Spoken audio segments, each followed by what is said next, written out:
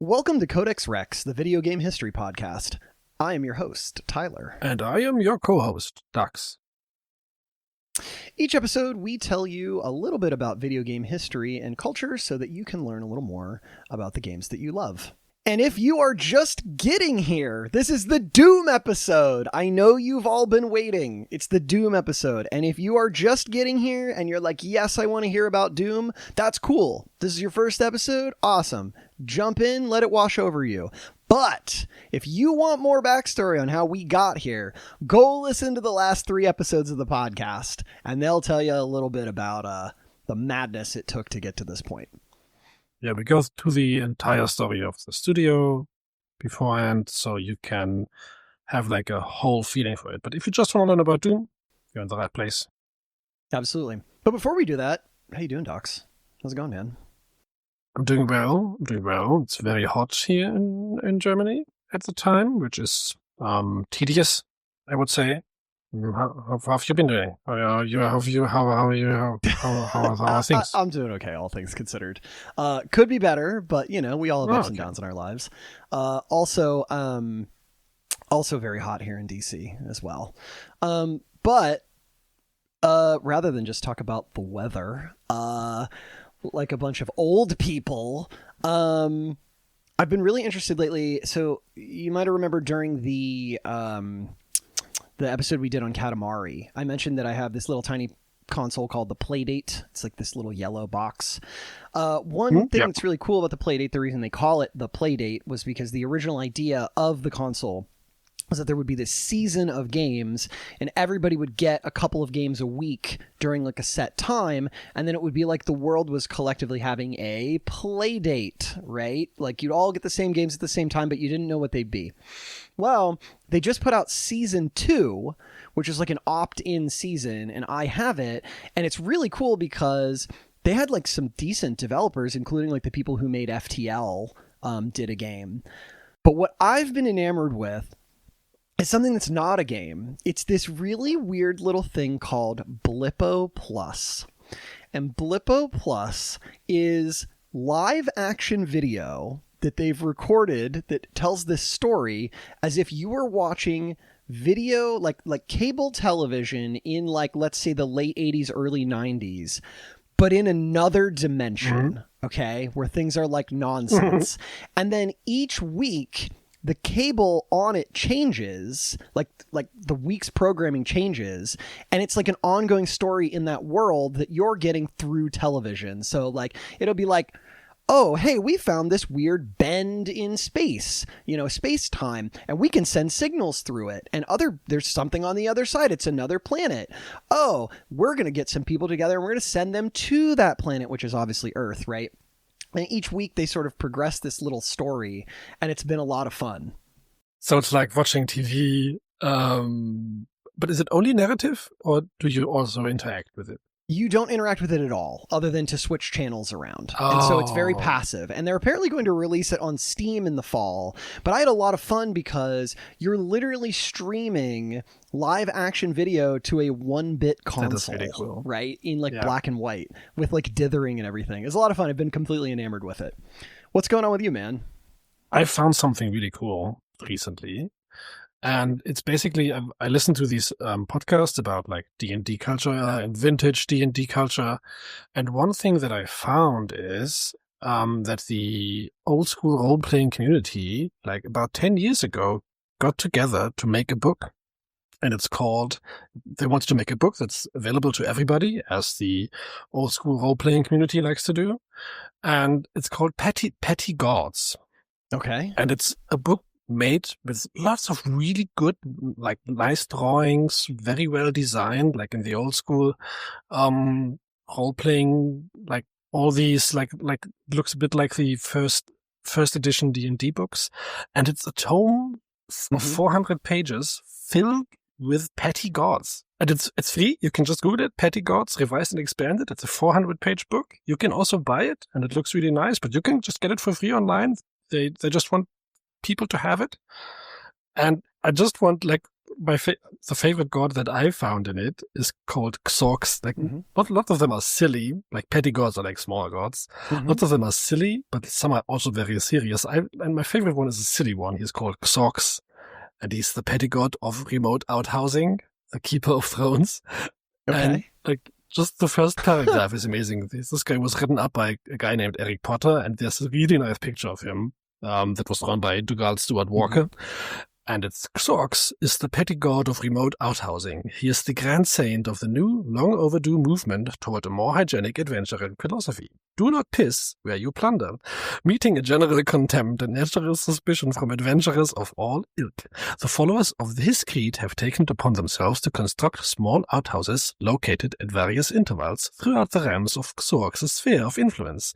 Each are emblazoned with the god's symbol, a crescent moon, across the door, a welcome sign for those in dire need. And this book is full of stuff like that. Just like Google it, get the book, Petty Gods. It's really fun if you enjoy tabletop role playing. Oh, that's fantastic, man. I will absolutely go check that out. Thank you.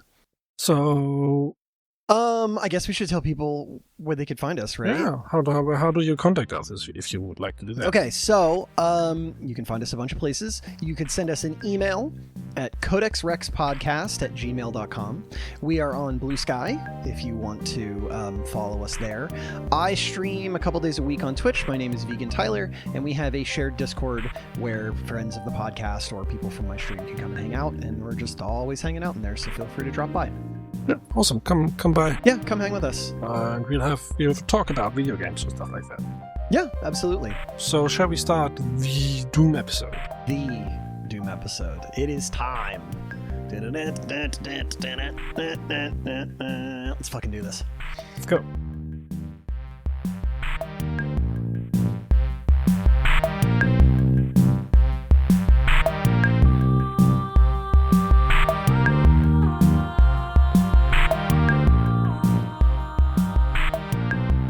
All right, so let's do a recap, okay? We're just going to do a very short recap. id Software, bunch of guys who got together. They all met up at Soft Disk. They made Commander Keen. They made Wolfenstein 3D. They're hot on the heels of Wolfenstein 3D, and they're trying to figure out what they're going to make. And they've decided that they want to make a game about demons in the future with sci-fi weaponry, and they're going to call it Doom, okay? Yeah. And they're still in the design stage, and they're all in on this because they think this is going to be great. And this kind of all builds upon what they did in Wolfenstein 3D, right? This is what they did before this, which is might be something that rings a bell for people. This was also a big, important game, Wolfenstein. Absolutely, yes. And this is sort of what put them on the map.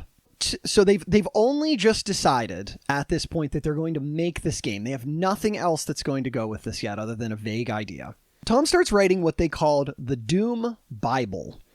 He wrote like crazy, and he put together something like 30 pages of handwritten notes. He's just writing wildly about everything that this game is going to be. Tom's vision was that the game would open at a military base where scientific experiments had backfired and opened a portal to hell. He had all kinds of stuff in there. Character sketches, backstories, weapons, the sounds they needed to make, the graphics they would need to make. Romero immediately starts thinking, this is probably too much detail and too much narrative for what we're trying to do. Because one of the big things that Romero and some of the others on the team wanted to do is they wanted to extend sort of the things that they liked about Wolfenstein and take them up to the next level. They wanted to extend the gore from Wolfenstein. They wanted it to be faster. They wanted it to be brutal. Tom is coming at this from an angle where he's trying to create characters. He wants to convey drama. But Romero said that the fun of the shooter is, quote, the visceral thrill of blasting your enemies at high speed. Yeah. Kind of hard to have both of those things, right? At least at this stage. Yep. In their meetings, they dig further into what they think the game will be like. They talked about how they liked the movies Evil Dead and Aliens, and how that might influence their design. Romero pushes everyone to think big, to try and do the undoable, to think of all the stuff that they had never been able to do in a game. And so the ideas start getting thrown around. We want better textures and lighting, because shadows and lighting are a really great way to increase tension and fear. Being a horror fan, Romero wanted the game to be scary. So diminished lighting, being able to hear the demons before you see them, being able to look through a portal and maybe see hell. And he wanted violence. He wanted so much violence. He craved violence. Romero also asked, what if two people could play against each other in real time? What if they wanted to try and kill each other? What if it was more than two? Could they do more? Could they be on teams? Could they play together? They're just making all this up. Like just what are your wildest ideas, right? And there hadn't been anything like that before, but now that modems were getting faster and you could set up local network connections easily, it started to think maybe this was reasonable. They started thinking maybe this was a possibility. Tom says during this time that Romero, who had been his friend from the beginning, started to maybe pull away a little bit, and Romero starts spending more time with Adrian and Kevin. Tom assumed it was because of creative differences and the fact that he really just wanted to keep working on Commander Keen. That's really all he wanted. But he's determined. He's a part of the team too. He's going to keep at the rest of the team with his ideas. He was still id's game designer after all. Yeah. Tom suggests adding a deeper story to Doom, like the ones he had come up with. Carmack, not interested. Carmack says, story in a game is like story in a porn movie. It's expected to be there, but it's not that important. What an odd take on What an odd take. That is really interesting. And it's also very Carmack to just not think of it. Like, do not even iterate on that. Maybe the idea could be somehow worked in his framework of life. But he has been, like, if you listen to the previous episodes, we have got to know him as someone that just has opinions on things, and he just sticks with these opinions. And so this is very Carmack. Yes, just not gonna do it. It is very Carmack to me. Carmack also told them that his vision for the game is that it would be seamless, meaning there would not be loading screens within levels, that you, in his mind, you would smoothly just walk between areas. Tom is opposed. He wants discrete levels. Romero doesn't back him up. Nobody really backs him up. They're like, whatever Carmack's got going on, we'll just roll with that. It'd be the seamless thing. You just walk around, okay, to anywhere you want. They tossed around the idea of having cinematics that might shift the camera angle and maybe play short movies for the player. And one big thing that they discussed was maybe allowing you as a player to capture a movie of the game that you just played and save it as a file that you could share with others. So ambitious. Yeah. They said that at that time, they had no idea how important being able to save movies of games would be to the speedrunning community, but they threw it on their list. Okay, so they're like, that sounds cool. Let's just throw it on our list. On November 28th, 1992, Tom finished his first draft of the Doom Bible. It was a 78-page document filled with all of their ideas and Tom's story. They went home for a bit for the holidays, and when they came back, Tom wrote up a press release, which dropped on January 1st, 1993. It was meant to be informative, but also funny. But yet, they also promised a number of things. Very big things. It promised a number of technical advancements. It said that they could use they would use shareware again, and that the game would be playable for up to 4 players. And they said that the gameplay would be seamless, much like Carmack had said. It talked a bunch about the story bits, being that you were off-duty soldiers caught up in an interdimensional war in a research facility. And it used a ton of pumped-up language like, id Software's Doom promises to push back the boundaries of what was thought possible on a computer. And we fully expect to be the #1 cause of decreased productivity in businesses around the world. That's a high bar. I'm getting like heavy Peter Molyneux vibes about the promises of features that have not even been proven to be technically feasible. Mm-hmm. Yep, good old Peter. Okay, so they've got this Doom Bible. Not everyone's sold on this heavy story. But they start development. And this would be their first game that, as I mentioned in the previous episode, they just bought all these new Next Step machines. This would be their first game fully developed on Next Step machines. Carmack went to work on his engine ideas. The first was light diminishing, which if you remember, the further you get from an object, the lighting changes to make it darker. You get closer, it brightens. This made the world look more real. Romero, very excited by this. If you could change a color, could you do that dynamically? Could you make the lights in a room flash on and off? Ooh, like having like horror effects, yeah. Yes. As a random aside, to give you an idea of how important some of the guys felt that Carmack and his engines were to the team, there is a story where Jay and Kevin went out for a smoke. And during this discussion, they discuss getting insurance taken out on people on the team in case something happened to Carmack. Okay, so like Jay's like, maybe we should get some insurance taken out on him. Kevin's like, maybe we should get it for everyone on the team. Jay hits him with, everyone else is expendable. Yeah.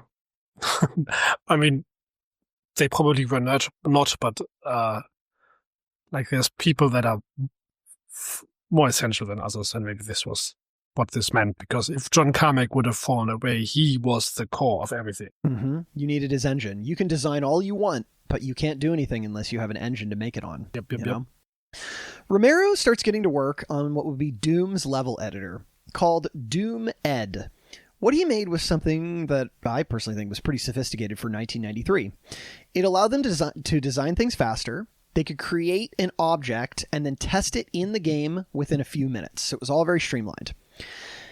Romero said that every time he would tinker with a level in even the smallest way, he would play test it fully because he wanted to know how it would feel. Romero and Carmack also, I mentioned this a little near the end of the previous episode, but Romero and Carmack, they wanted to break away from level design that forced them to have 90-degree angles. They wanted something that looked more like the real world. Some things that were fluid, big rooms, small rooms, strange rooms, all kinds of stuff. Everything I read from this time, it just seemed like Carmack and Romero in complete sync again. Carmack would make something new, some new tech. This would excite Romero, and he would hype it up and freak out and get everyone excited and then figure out what to do with it. And they would play on each other's talents.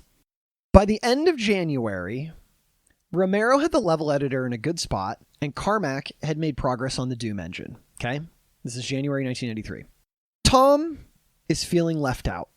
He pours himself into the story for the game. And I'm glossing over this again, but he had really big ideas. He wanted this to be, remember, Romero had told them, like, think of your craziest ideas, right? And so Tom is pouring all of his intense creativity into this stuff. And it's just not driving with the rest of the team. And then one day Carmack walks in and tells the team he doesn't want it to be a seamless world anymore. They should go back to making discrete levels. And Tom is pissed. Tom is pissed because he just spent 2 months working on a design document for a game that now basically wouldn't be used. We also know why Carmack, the only reason Carmack changes his mind about things is because he can't make them possible. Like, this is... Yes, exactly. We had this previously in Wolfenstein where he was, all of a sudden he was against the invisible doors, but it was only because he didn't know how to do it. So now, all of a sudden he's against seamless worlds because it appears to him that this is technically difficult. It would be, yes. So Tom is like mad about this, and Carmack tells him, this Doom Bible is not helping us get the game done. And it's very like, this is a waste of time. Not his exact words. In Carmack's mind, as I said, Doom did not need a deep backstory. So he encourages Tom to experiment with the engine. Take some time, experiment with the engine. If this is going to be about military bases, maybe do some research on military bases so that they could make levels with that in mind, right? Like, what does a military base look like? What would the internal stuff look like? In order to appease Carmack, Tom goes out, he gets some books on military installations, and he puts together some levels. But real-life military installations are very boring. They're not that exciting. Yes. So the levels he made are very boring, and everybody's like, very boring. So the team sees Tom's ideas. They're not feeling it. The first level in particular had a whole bunch of ideas that seemed hard to implement. Tom had this idea that the first level would have the player and 3 other like Marines around a crate, and they'd all be standing there playing cards. Okay. Here's a quote of like what was envisioned. There is a flash of horrible light and energy, and 2 gates open at equidistant points on the moon's surface, the larger of the 2 on the light side. Everyone awake is quickly killed. One reaching for the alarm button has his hand chopped off. Briefly, your friend is grabbed, his hat falling off in a lab. Then they spread out through the air ducts, possessing sleeping people with magic. I guess the written words there, not mine. So they read this, and they're like, okay, we're going to have to figure out enemy AI, NPCs, magic, And Romero is not into this opening level. He talked about how the level, quote, looked like a conference room in a Marriott hotel. It was not dark. It was not suspenseful. It was not scary. It did not fit the vibe. The team tells Tom this, and he just gets really frustrated. He starts hitting a wall. His vision is clearly in conflict with the rest of the team. And I know at some point, like, they just started pushing back on the document really hard and just cutting a bunch of stuff. Romero said, we don't need lives. We don't need score. We don't need bullshit items that you pick up for no reason. Everything has to be important. Mm-hmm. Like, streamlined. Not his words, but let's just, streamline it was what I was about to say. Get to the core of the game that is good. In February of 1993, Romero started making some of his own levels for the game. He's splitting his time between working on the editor and then creating levels himself. Adrian and Kevin were hard at work making gruesome creatures to put into the game. They made all manner of strange demons that would blend animal and technological features, but they changed their approach on how they design things. What they would do is they would come up with a creature design, and then they would sculpt the creature in clay, putting it on a Lazy Susan. I don't know if you've ever heard that before, like a little rotating circle that you put things on and then they spin. So they could rotoscope the animation. Right? Yes, and here is some examples that I have for you. So you can see... that's how I would do it, yeah. Yep, you can see the Marine there in the right.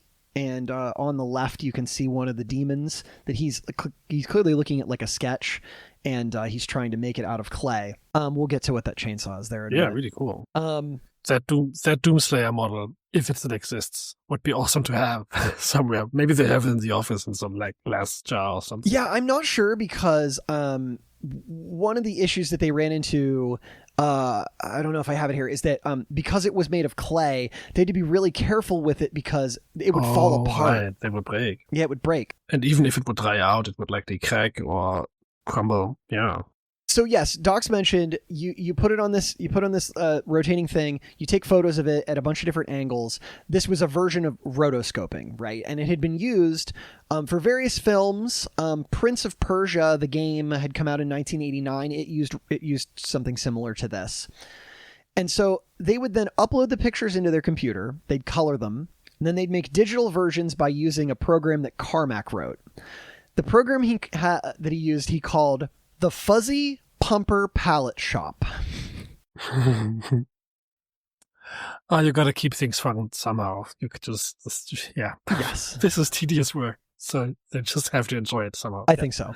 And one way that they enjoyed it was that Kevin and Adrian had an absolute blast once they realized that they could scan and add pretty much anything to the game. They could add themselves. They could add stuff they had around. Kevin put himself behind a camera and then put his arms in front of it, pretending to shoot a toy shotgun that they purchased from Toys R Us. And then they added those images of Kevin's arms to the game, making it look like the character's arms were holding and using the shotgun. Yeah, you're getting it now. Nice. This is good. For the chainsaw in the game... That random woman they were holding hostage in their apartment, yeah. So he borrows it from the woman he was dating. He might have been holding her. I don't know. Likely. And they scanned that in, and they thought it was really funny because the chainsaw was from a brand called Eager Beaver, and this was really funny to them. Eager Beaver. Such an eager beaver. What an eager beaver. Oh, I know English well enough to know that this can be a euphemism for many things. It sure can. But then the eager beaver started leaking all over the office.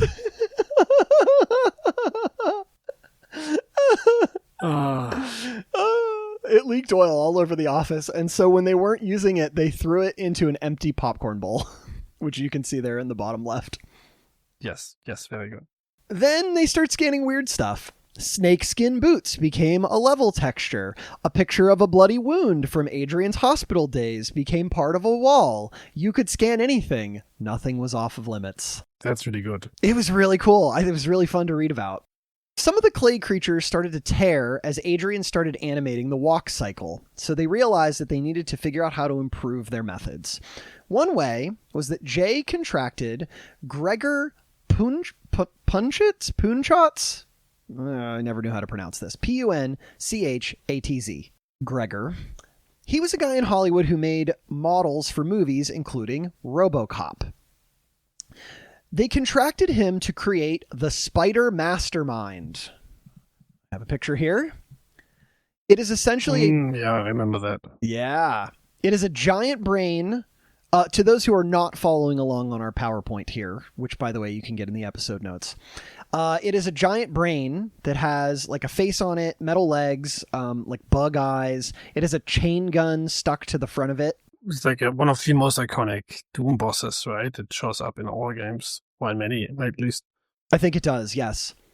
Yeah, it was in 2016, I'm pretty sure. Mm-hmm. I don't know about beyond that. Yeah, I remember that. But yeah, it was made out of a... It had like a steel frame that he had made it out of. There's a bunch of like wiring. There's like latex on there. Like this is like a real deal movie set piece. In March, Jay walks in and tells the team that they had just gotten a call from 20th Century Fox and that they were offering id the license to make a game about the movie Aliens. If you remember, they had just talked about how they wanted their own game to sort of give off an Aliens sort of vibe, right? In some ways. That is so cool. Yes. Everyone starts freaking out. Romero said, quote, "It felt like winning the geek lottery."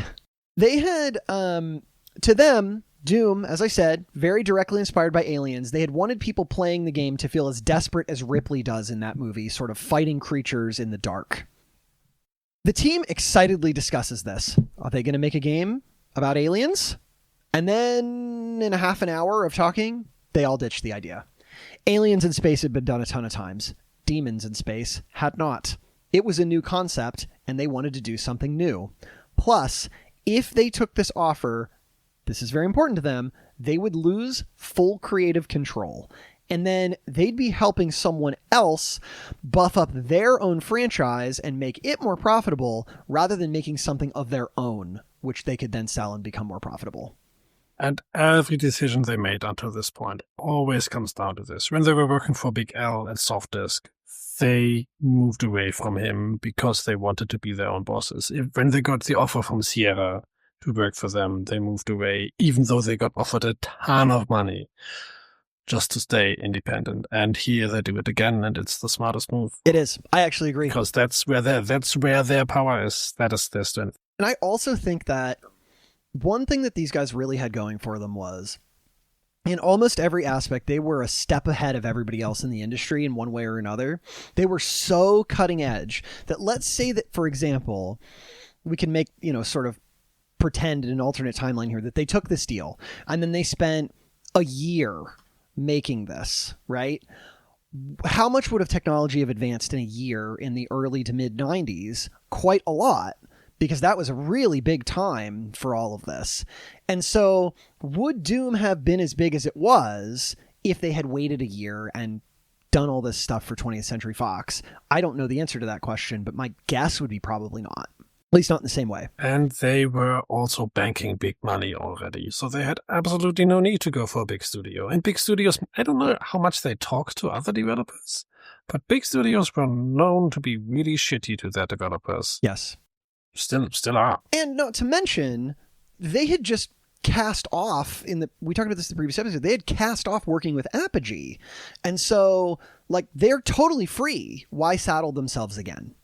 Not long after this, Jay gets another phone call. Imagineer, the Japanese Nintendo game publisher, had called, because if you remember in the previous episode, there was a Wolfenstein port that was supposed to be happening for the Super Nintendo. Well, the deadline for that... And they gave it to that guy, Burger Bill? Burger Bill. Right? The deadline had been approaching, and they wanted to know, how's the port going, guys? So just as a recap, there was this guy, Burger Bill, that they knew, and they basically knew that he was able to port things to the Nintendo without having the licensed equipment to do it, and they just gave him the job to do it. But we have not heard from him since, and Tyler was already alluding to that this might turn into a problem. And now Tyler will explain to us what this problem is. Jay asks them, guys, what's the story with the port? And they said, oh, fuck. It had been 7 or 8 months since they had paid Burger Bill to do the port, and they had all forgotten about it. And Burger Bill is now living in Thailand. Now, I want to be really clear before I get into this. There is so many stories about this that have even conflicting details. I have tried really hard to put together the best summary of events that I can find. It's possible this might not be perfect, but I'll give you what I got. They called Bill's house, and eventually his wife picked up and then told the team, like they just call. Eventually Bill's wife picks up and tells the team Bill would not be doing the port and that he was sick, and then hung up the phone. And they're like, oh, no. Are we fucking doing this port? Is that what's happening here? This is going to eat up a bunch of design time for Doom. Like, we're going hard on Doom. We're all in. Are we going to have to drop everything and do this port? Because retail release, big thing, contract we already signed. Oh, fuck. They decide they are going to have to do it. They're going to have to drop everything and do this fast. But, problem, nobody knows in this office how to code for the Super Nintendo. They don't even have the equipment, right? They need the sluggo thing, right? Right. Like, they weren't even sure how to get... So basically, right in the beginning, right when they had done this with Bill had sent them some early stuff. And it was about how to use assembly language code to get the hardware switches to the right graphics mode. Very, very small amount of code is all they have from him. Okay? But even if Bill wasn't going to do this port, they had to ask Bill some questions. Now, a little bit about Bill. Bill was the co-founder of Interplay, which is a company you might have heard of before. Yeah, they made Fallout. They did later, I think. I think it comes after this, but yes, they made Fallout. From what I can tell through a little bit of digging, I think Bill was their lead programmer at the time. Bill had told them when he signed the contract that it wasn't an issue that he would work at Interplay as an owner, but that he's like, it's not a problem. I'm working at Interplay, but in my spare time, I'm allowed to do whatever I want. Okay? So since everything's on the up and up, Jay calls the CEO of Interplay, a guy named Brian Fargo. And Jay asks him where Bill is, like if they could talk to Bill. And Brian Fargo wants to know why Jay is calling. And Jay says that Bill had been contracted to do the Wolfenstein port for them. And Brian tells him that doing that kind of work was not allowed. That was not something that was allowed in his contract. As per Bill's contract, any gaming work that he did, even on the side like this, was owned by Interplay. He asks, have you used any of Bill's code? And Jay tells him that they used a very, very small amount that Bill had sent over to use the hardware switches. Brian tells them this is a big problem. You see, Brian wanted to avoid a lawsuit with id. That wouldn't be good for anyone now, would it? And what he suggests is this. id pays Interplay $10,000, then gives Interplay the rights to publish Wolfenstein on the Mac, and then they would also do their own porting work for the Super Nintendo, not Bill. Jay is totally backed into a corner. Does not want a huge lawsuit with Interplay. He agrees to the deal. Likely smart. It would have likely also been smart to talk to a lawyer first, but who knows? I don't know. There's a lot of times in this where I think it would have been good to talk to a lawyer first, but they are flying by the seat of their pants. So and here we are. Like if you've never been in situations like this, so then maybe there's a big threshold to having like a law department all of a sudden. Yes. I mean, think of how small this team is right now. It's just a few guys. Yeah. So they don't have a law department. They have Jay, who makes phone calls and he handles their business stuff. This should have probably rang a bell that they should have something like that. Yes. The level of anger at Bill was absolutely intense. I read one account that it was possible, no one knows, but that it was possible that Bill knew about this stipulation in his contract and that he hid it from the team. But they're like, if Bill had just called us a few months ago before this deadline and admitted to this, we would have been able to pivot easier and not like now that everything's fucked up. They have to stop working on Doom. And in their anger, the guys went nuts. Romero said, quote, "See, this is just the kind of bullshit you get when you rely on other people," end quote. Tom then drew a caricature of Burger Bill on a piece of paper that had greasy burger meat dripping out of his mouth. Romero grabbed it and said it was time for Bill to pay the price.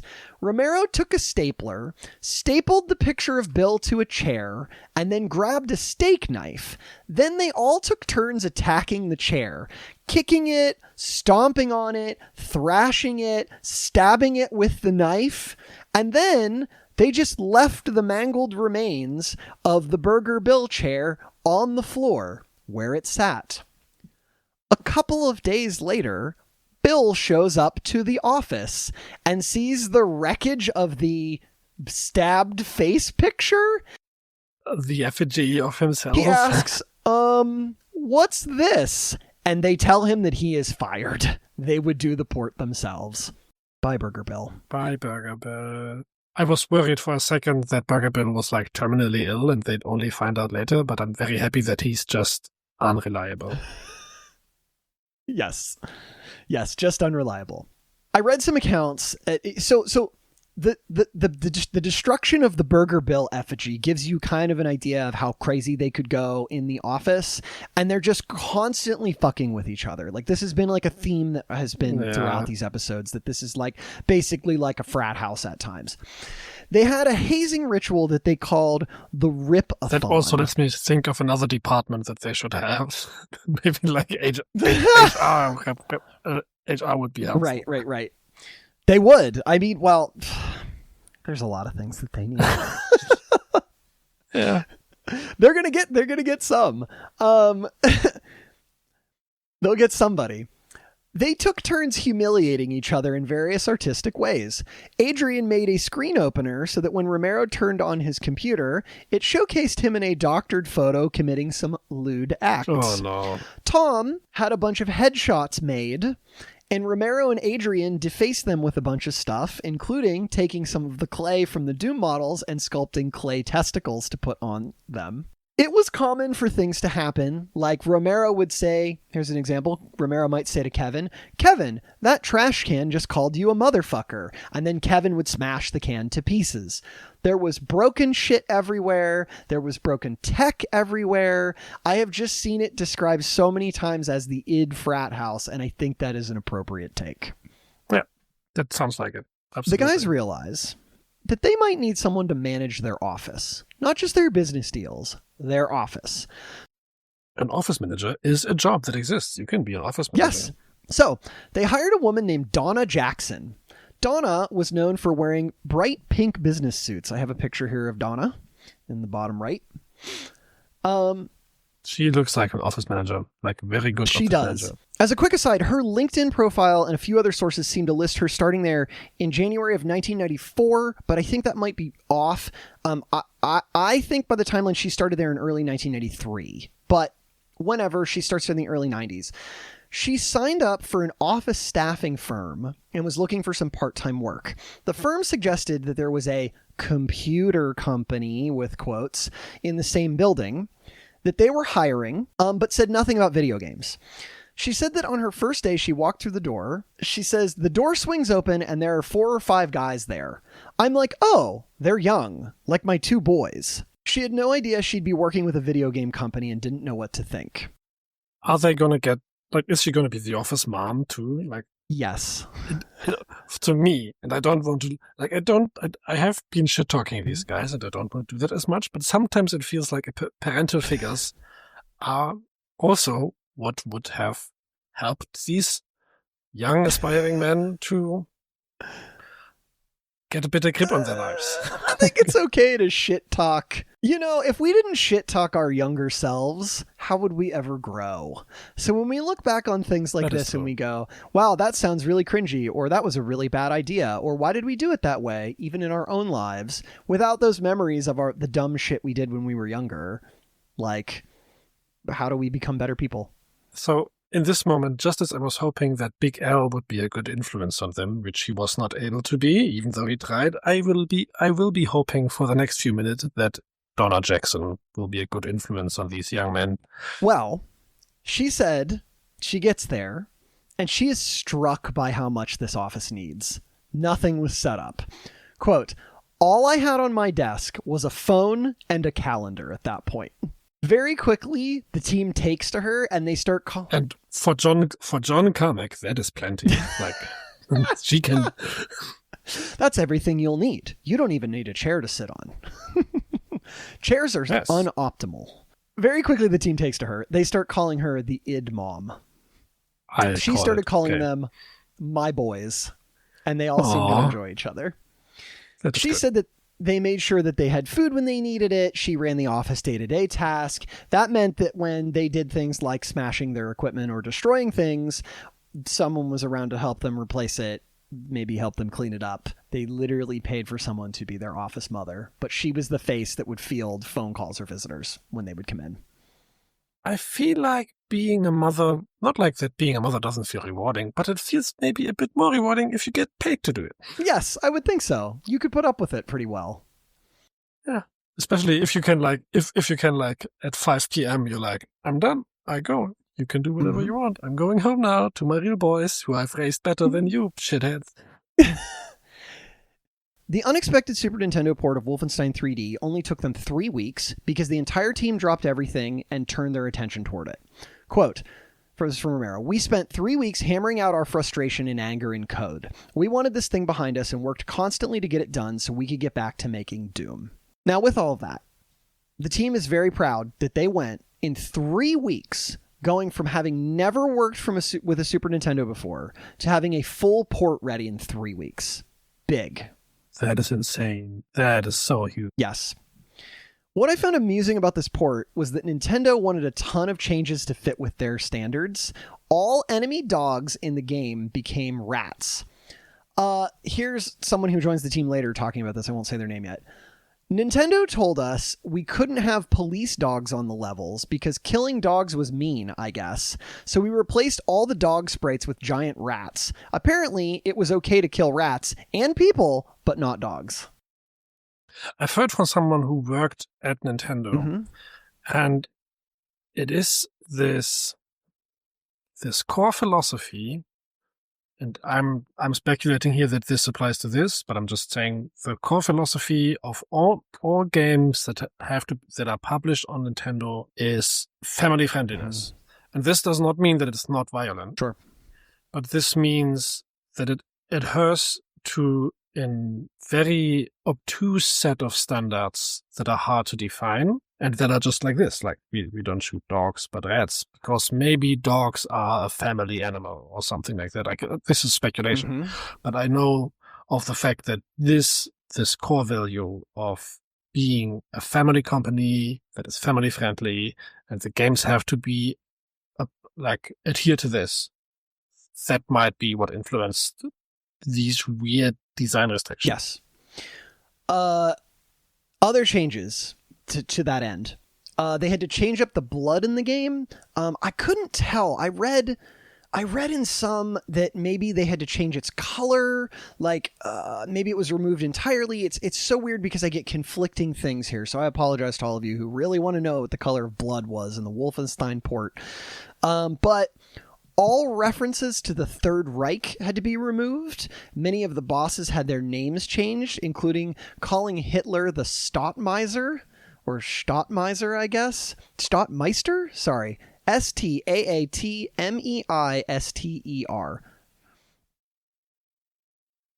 Stottmeister. Okay. Which is a lot.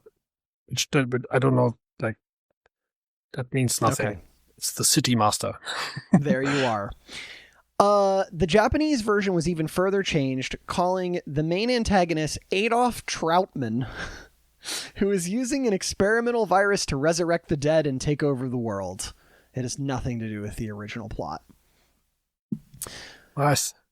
They should have named the end boss Arasaka instead and painted the suns on all of the walls, the suns of the Japanese Empire. Oh. Just to reference the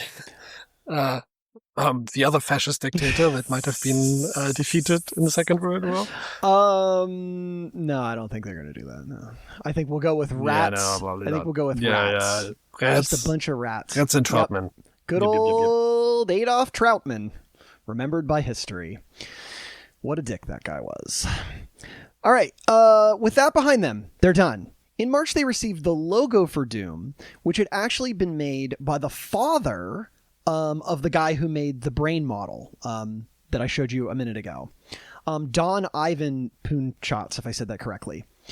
Don had made a ton of stuff for science fiction writers over the years, including Isaac Asimov and Ray Bradbury. The logo, which is here on the box, I'll show you. I'm sure you've seen this classic box a million times. That is so classic Doom. Yep. Yeah. It's like the Doomslayer standing on top of like a little ridge, and there's demons climbing up to him, and he's just shooting all around him. In the back, there's another Marine running towards him, waving. Mm-hmm. And there's like a demon grabbing the Doomslayer's arm, as you can see. We'll talk a little bit about that just here in a second, the design of this box, but I want to draw your attention to the logo. This is something I had never noticed before. The logo is supposed to bring in two different things, hell and technology. Because remember, it's a sci-fi thing. Yeah, this is so good. I never noticed it before, that the top half of it is supposed to look like circuitry and the bottom is like blocks and symbols and shit. It also resembles like not totally, but like H.R. Geiger's art a bit, like from Alien, just a little. Like it looks like a little bit organic in it. Right. I don't know. That's an association I have with the top part of the Doom that looks technological. Yeah, but this is, now I notice as well, like this is such a great feat of design. It is. So on this box, so this particular cover that we're going to talk about, Don wanted to illustrate the box cover as well, which he did this. He comes over to the office and he has a male body model with him. So this guy's going to be the model and he's going to be the Doom guy.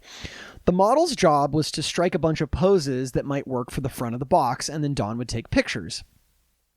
Don asked for suggestions, and Romero said that it would be cool if the character was on a hill firing downward into a swarm of demons. The model took his shirt off and started posing with a plasma gun toy that they had, but Romero is not into the poses. He keeps telling the model what kind of scene he wants, but the model doesn't get it. I mean, my guess is that this model has probably never posed for the cover of a video game box before, right? Yes.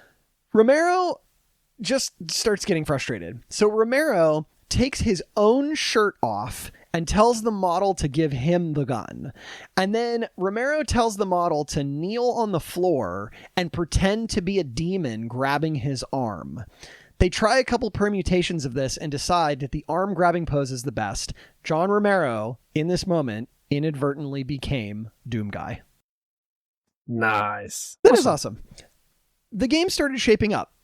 Why did they hire that model? I don't understand it. He had a complete perfect idea of what he wanted without having to pay someone a lot of money to come by and do something. Who knows? I mean, he wanted to do himself all this stuff. Sometimes you need the process. Yeah, and maybe it was that I think maybe it was that Don brought this guy over, right? Like, I'm going to bring this model over, and I'm going to take a bunch of pictures, and you can be there, and you can tell us what you want. That was kind of my take on it. I get it. Yeah. So the game starts shaping up. Levels start coming together. They start finding their style, which is this gray, dark, spooky kind of vibe. The walls are no longer right angles, but more varied shapes. Here, I have some. The light sources mimicked actual lighting and could flicker.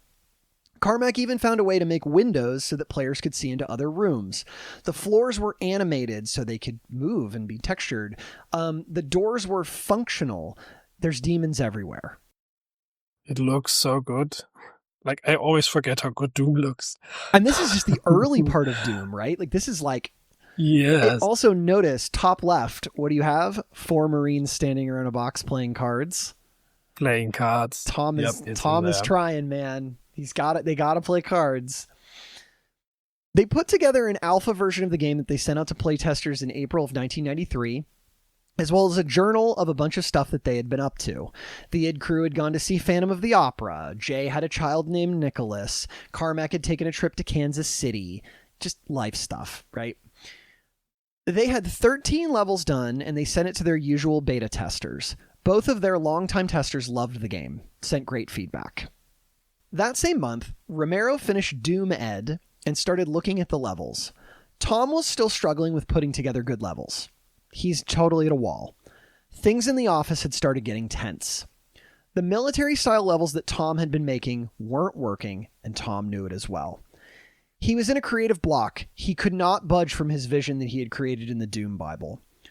Romero sat down one evening and he would start making more levels. He's going to just crank out some levels. He'd show everyone how design should work. He works for several nights, making strange and abstract kind of things.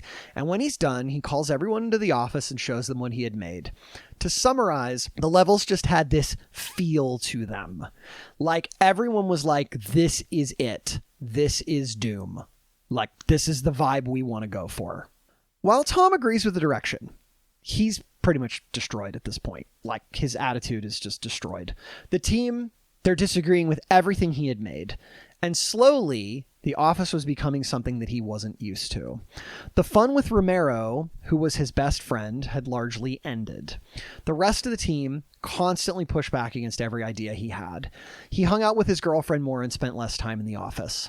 The team moved forward with Romero's vision. They ditched the idea of 4 Marines playing cards, and then pretty much everything that was in the Doom Bible itself, deciding to move to a fast-paced shooter instead of a heavy narrative. In June, they answered a press inquiry about doing a preview of the game because they figured it was time to show off a bit of what they had made.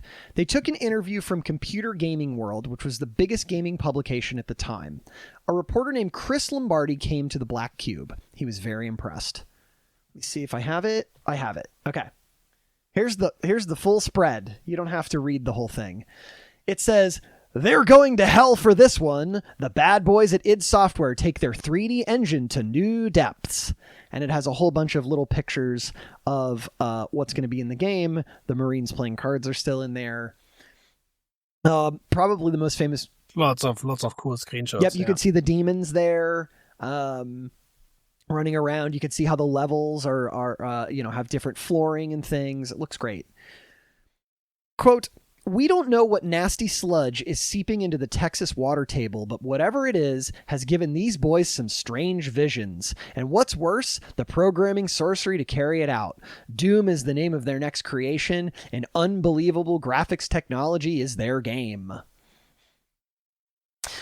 The team felt great for being appreciated for their work, and interestingly, this preview is the only preview of Doom that existed before release. There was no other preview that was done. Oh, shit. Outside of this, Romero decides it's time to get married again, and he marries his girlfriend Beth. They took a honeymoon to a... She stuck around this entire time. She stuck around this entire time. Yep. He takes a honeymoon to Aruba in the middle of July, and he comes back really energized. He feels things are going great for him. Money's coming in from Wolfenstein. Doom is looking awesome. It's like the best game he's ever made so far. But he gets back. Things are not going well at id. Everyone is just done with Tom. They all wanted Tom out. Carmack approached Romero and told him that Kevin, Adrian, and Carmack had all talked, and they thought that Tom was just not bringing it to the table anymore. They all wanted to fire Tom. Kevin and Adrian asked Romero out to lunch and voiced their concerns. Romero was really struggling at kicking out who was basically his best friend from this company. They had never had to fire an owner before. Tom had been there since pretty much the absolute beginning. And so I guess there was a decision when they formed the company, because they wanted to protect the company more than they wanted to protect the individual people in it, okay? That the only way that they could kick out an owner is if all owners unanimously voted that they'd be kicked out. And then further, if someone was kicked out, they would lose all of their shares in the company. So that meant they'd get a payout, but then Tom would never see future royalties from Commander Keen or any other game that he had worked on. Oh boy. They did this because they did not want a departure to hurt the company. It had to come first. Yes. Yep. Romero stalls for a while, but then he decides that they're right. Romero can't protect Tom forever. It's time for Tom to go. Romero decides he's going to invite Tom over to his house and tell him over dinner. If he's his friend, he's going to tell him, right? He's going to tell him over dinner. He's going to soften the blow. But Tom shows up, and from what I read, they just have this great night laughing and joking and eating dinner, and Romero chickens out. He can't do it. He can't do it to his friend. The next day, id has a shareholders meeting. Tom walks in, and everyone is sitting there looking awkward. Carmack says, Tom, obviously this isn't working out. We're asking for your resignation. Tom is blindsided. He had not seen this coming. These are people that he truly considered to be his friends, who he had spent years of his life working with. He tries a bit to defend himself and tells them that he could do so much for Doom. He talked about his value at the company. He says all this, and nobody at the table says anything in response. It's just silence. They all sit there in silence. Really awkward. Oh no. They ask him to leave the room so that they could discuss the situation. Tom said that he walked out, and it was suddenly like a huge weight had been lifted off of him. Doom was not the game that he had wanted to make. So he walks back in and says, I think, guys, this is really the thing to do. And he resigns, packs up his stuff, and leaves. Oh, okay. So he can take the money and start something else that he wants to do, because it's probably going to be a bunch of money, and it will be enough to start his own project, I hope. Yep. And as I know you well enough that you have researched where he went. I will tell you, I promise you, I will tell you what happens to Tom Hall at some point in this story. I promise you. In episode 27 of the Doom epos that we are currently going And here's an episode about John Romero making mobile games. You're not getting that episode. Oh, fuck. That was a period of John Romero's life, and you're not getting an episode about it. Someone else can fucking write that. Thank you, Tyler. All right. After Tom left, the team got back to work. During this time, Carmack had another breakthrough on the engine. Doom was fast, but he wanted it to be faster. This is kind of like a thing that they have the whole time. They just want their engines to get faster and faster and faster. They want speed. They want you to run through things as quickly as possible. Like, you saw some of that in Wolfenstein. And Wolfenstein was fast comparatively at the time, but they wanted something even faster. So he's going through a textbook called Computer Graphics, Principles and Practice when he ran across something called Binary Space Partitioning, or BSP. It would be kind of hard to describe BSP in like the intricate technical terms, but the best way that I saw it described was, what if you took 3D models and broke them into smaller chunks? So, like basically you're, how do I even describe this? Kind of like you're only drawing the parts of the model that the player needs to see. Okay. So instead of rendering the entire 3D model, you're only rendering what the player is looking at. They kind of played with this before, right? Yep. But he's like, cool, this would normally be used for modeling. It like would, save resources. But what if we did this with the whole world? Right? So we're just going to make everything, whatever you're seeing is all that is rendered. And it's going to make the engine even faster. And so he tries this out, and it does increase the speed quite a lot. And so, Doom had been shaping up to be a pretty fast game. Now it's even faster. They start really digging into sort of that trademark speed of the game. In August of 1993, the team realizes that with Tom gone, they need to replace him. They dig through a bunch of resumes, and they end up picking 2 people that they find interesting to bring on. All right, I've got some pictures here. Dave Taylor and Sandy Peterson. Sandy Peterson. Have you heard of Sandy Peterson before? You might when we talk about him. I think the name rings a bell for some reason. Oh, we will see. Well, we'll see. Well, we'll talk about Dave Taylor first. Okay. So Dave Taylor, they brought on to help with programming. He described his time there as being a, quote, spackle coder, because he was doing all of the really boring coding that no one else wanted to do. So, like, imagine that you're like, hey, we need somebody to code the health bar and make sure that the health bar works right. He'd be the guy that would code the health bar, right? We need a chat system in the game. He'd make the chat system, that kind of stuff.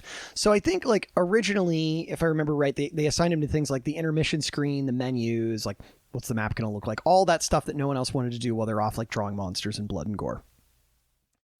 And then another potential hire was this guy named Sandy Peterson. He was 37 years old, which, if you remember, the rest of the team is much younger than him at this time. Yes. And he came with a ton of experience. Of particular note was that in the 80s, he had created the tabletop RPG Call of Cthulhu. He's that guy. That's why I remember him. I know that someone that worked for Chaosium Chaosium. I don't know how to mention. Like, he works for Chaosium, right? Because Chaosium published Call of Cthulhu. And I remember that someone that was affiliated to that also worked on Doom. Yes, so I will have to check in our wrap-up. I have where he is now. I cannot remember the name of the company he's currently working with today. But yeah, he's associated with Call of Cthulhu. He had all of this background. He had also he had worked with Sid Meier when Sid Meier was making games in Baltimore, and he was a contributor on Civilization. That's amazing. So, like, Sid Meier is one of those names that is just like, that is, where you like Tom Clancy, that you sometimes forget that they are also a real person. Yes. That they're out there doing things. So it seems like a great fit, right? Like, he's coming in with all this experience, except for one thing, just this one tiny thing. See, way down at the bottom of his resume, Sandy proudly mentioned that he was a Mormon. And Romero told Kevin, quote, "I don't want anyone who's religious here. We're fucking writing a game about demons and hell and shit, and the last thing we need is someone who's going to stand against it." But Kevin convinces Romero to, like, just meet Sandy, just bring him in. Right, Didn't Romero marry a Mormon woman in his first marriage? I think like I don't know. Her family was Mormon, but I don't know. She was Mormon when she married. Yes, absolutely. Maybe that's why he's so burned out. I don't know. He's really good at projecting his problems. You think he's just kind of like, I don't want this guy cramping my style. So, in walks Sandy. Now, if you've never seen Sandy Peterson, I will describe him as one of the books that I read described him. Quote, "He was a heavy-set, balding guy with glasses and suspenders. He had a rapid-fire, high-pitched voice that got more excited as he spoke about games." End quote. Romero sits Sandy down in front of Doom Ed and shows him how things work, like how to compile a level, how to run it, that kind of thing. And Sandy starts whipping up levels for Doom that are great. Like, he's total knack for it. So Jay gives Sandy an offer on, like, how much they're going to pay him. And I don't know what that offer was, but it's too low at first. So he's like, I don't know, it's kind of too low, I'm going to think about it. And Sandy said that he had a couple of interactions with Carmack at this time, and his take was that Carmack just did not know how other humans thought or felt. Like, he was just like, who is this guy? Right? This, like, robot. So they're in negotiations for a while. And after some negotiations, they end up hiring Sandy, and he's total great fit for the team. And they ask him to make as many levels as possible and to take Tom's old levels and basically redo them. Okay, so, like, use Tom's old levels as a starting point. He already did some of the work, but they're not that great. Do what you want with them. Okay, but before we move on, I wanted to share a funny story about Romero. Like, Romero was really worried that Sandy's religious views were going to be a problem. So there's a story from this one book I read about him finally talking to him. Okay, so here's a passage. Romero decided to probe the religious issues. "So," he said, "you're Mormon?" "Yep," Sandy replied. "Well," Romero said with a chuckle, "at least you're not like a Mormon that keeps pumping out tons of kids and stuff." Sandy stopped typing. "Actually, I've got 5 kids." "Oh, okay," Romero stammered. "But that's not like 10 or anything. But, 5's a lot. But at least you're not like a really hardcore card-carrying Mormon." "Oh, I got my Mormon card right here." Sandy pulled it out. These guys need an HR department so bad. "Well, at least you don't wear those garments and stuff, right?" Oh, no. Sandy lifted his shirt. "Got my garments on right here." Okay, Romero said. "I'm going to shut up." "Look," Sandy said, "don't worry. I have no problems with the demons in the game. They're just cartoons. And anyway," he added, smiling, "they're the bad guys."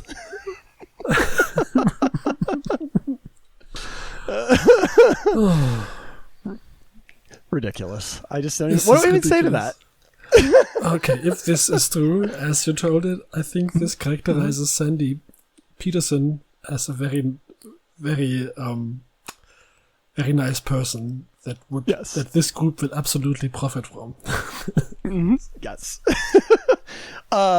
He genuinely, from everything I read, just seemed like a really excitable and kind of happy guy. So, all right. So here's the full team that we got going here. I have some updated pictures for you. I like Adrian's like mullet, but not mullet. I don't know what that is. It's like puffed out in the front. Romero's got this like he's starting to grow his hair out a bit. You can see. Yeah. We'll get to some of these photos a bit later, but this is the team. So cool. Okay.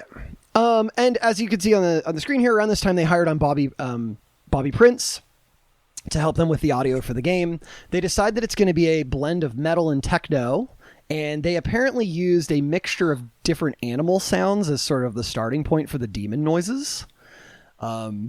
Like I can think of the Doom demon noises in my head, and like thinking about them, I'm like, oh, it totally makes sense that they sampled like goats and shit, right? Yeah, absolutely. Romero and Sandy get to work on the levels, and they try to find their own ways of challenging the player. Sandy really likes cerebral levels and invented enemies that had to be like, maybe here's enemies, and they had to be killed by like using exploding barrels, like specific barrels. Romero liked really huge blasts of action, just tons of enemies, very grandiose things. And so they had this nice balance going on, right? Like, challenging the player in different ways to think in different ways depending on who made the level. If I remember correctly, there's these two kinds of Doom levels. There's the one levels where you open a door and all of a sudden demons are everywhere. And there's these other levels where you know where the enemies are, and then you have to approach them from a certain angle, and then all of a sudden they get like an easy target. Right. Something like this, if I remember correctly.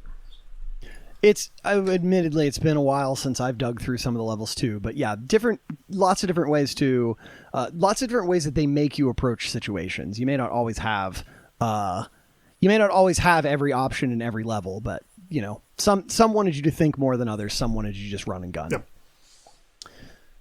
So when we talk about the graphics for Doom, we've been calling it a 3D game in some ways, but it isn't a true 3D world. And much like Wolfenstein, it just gives you an illusion of one.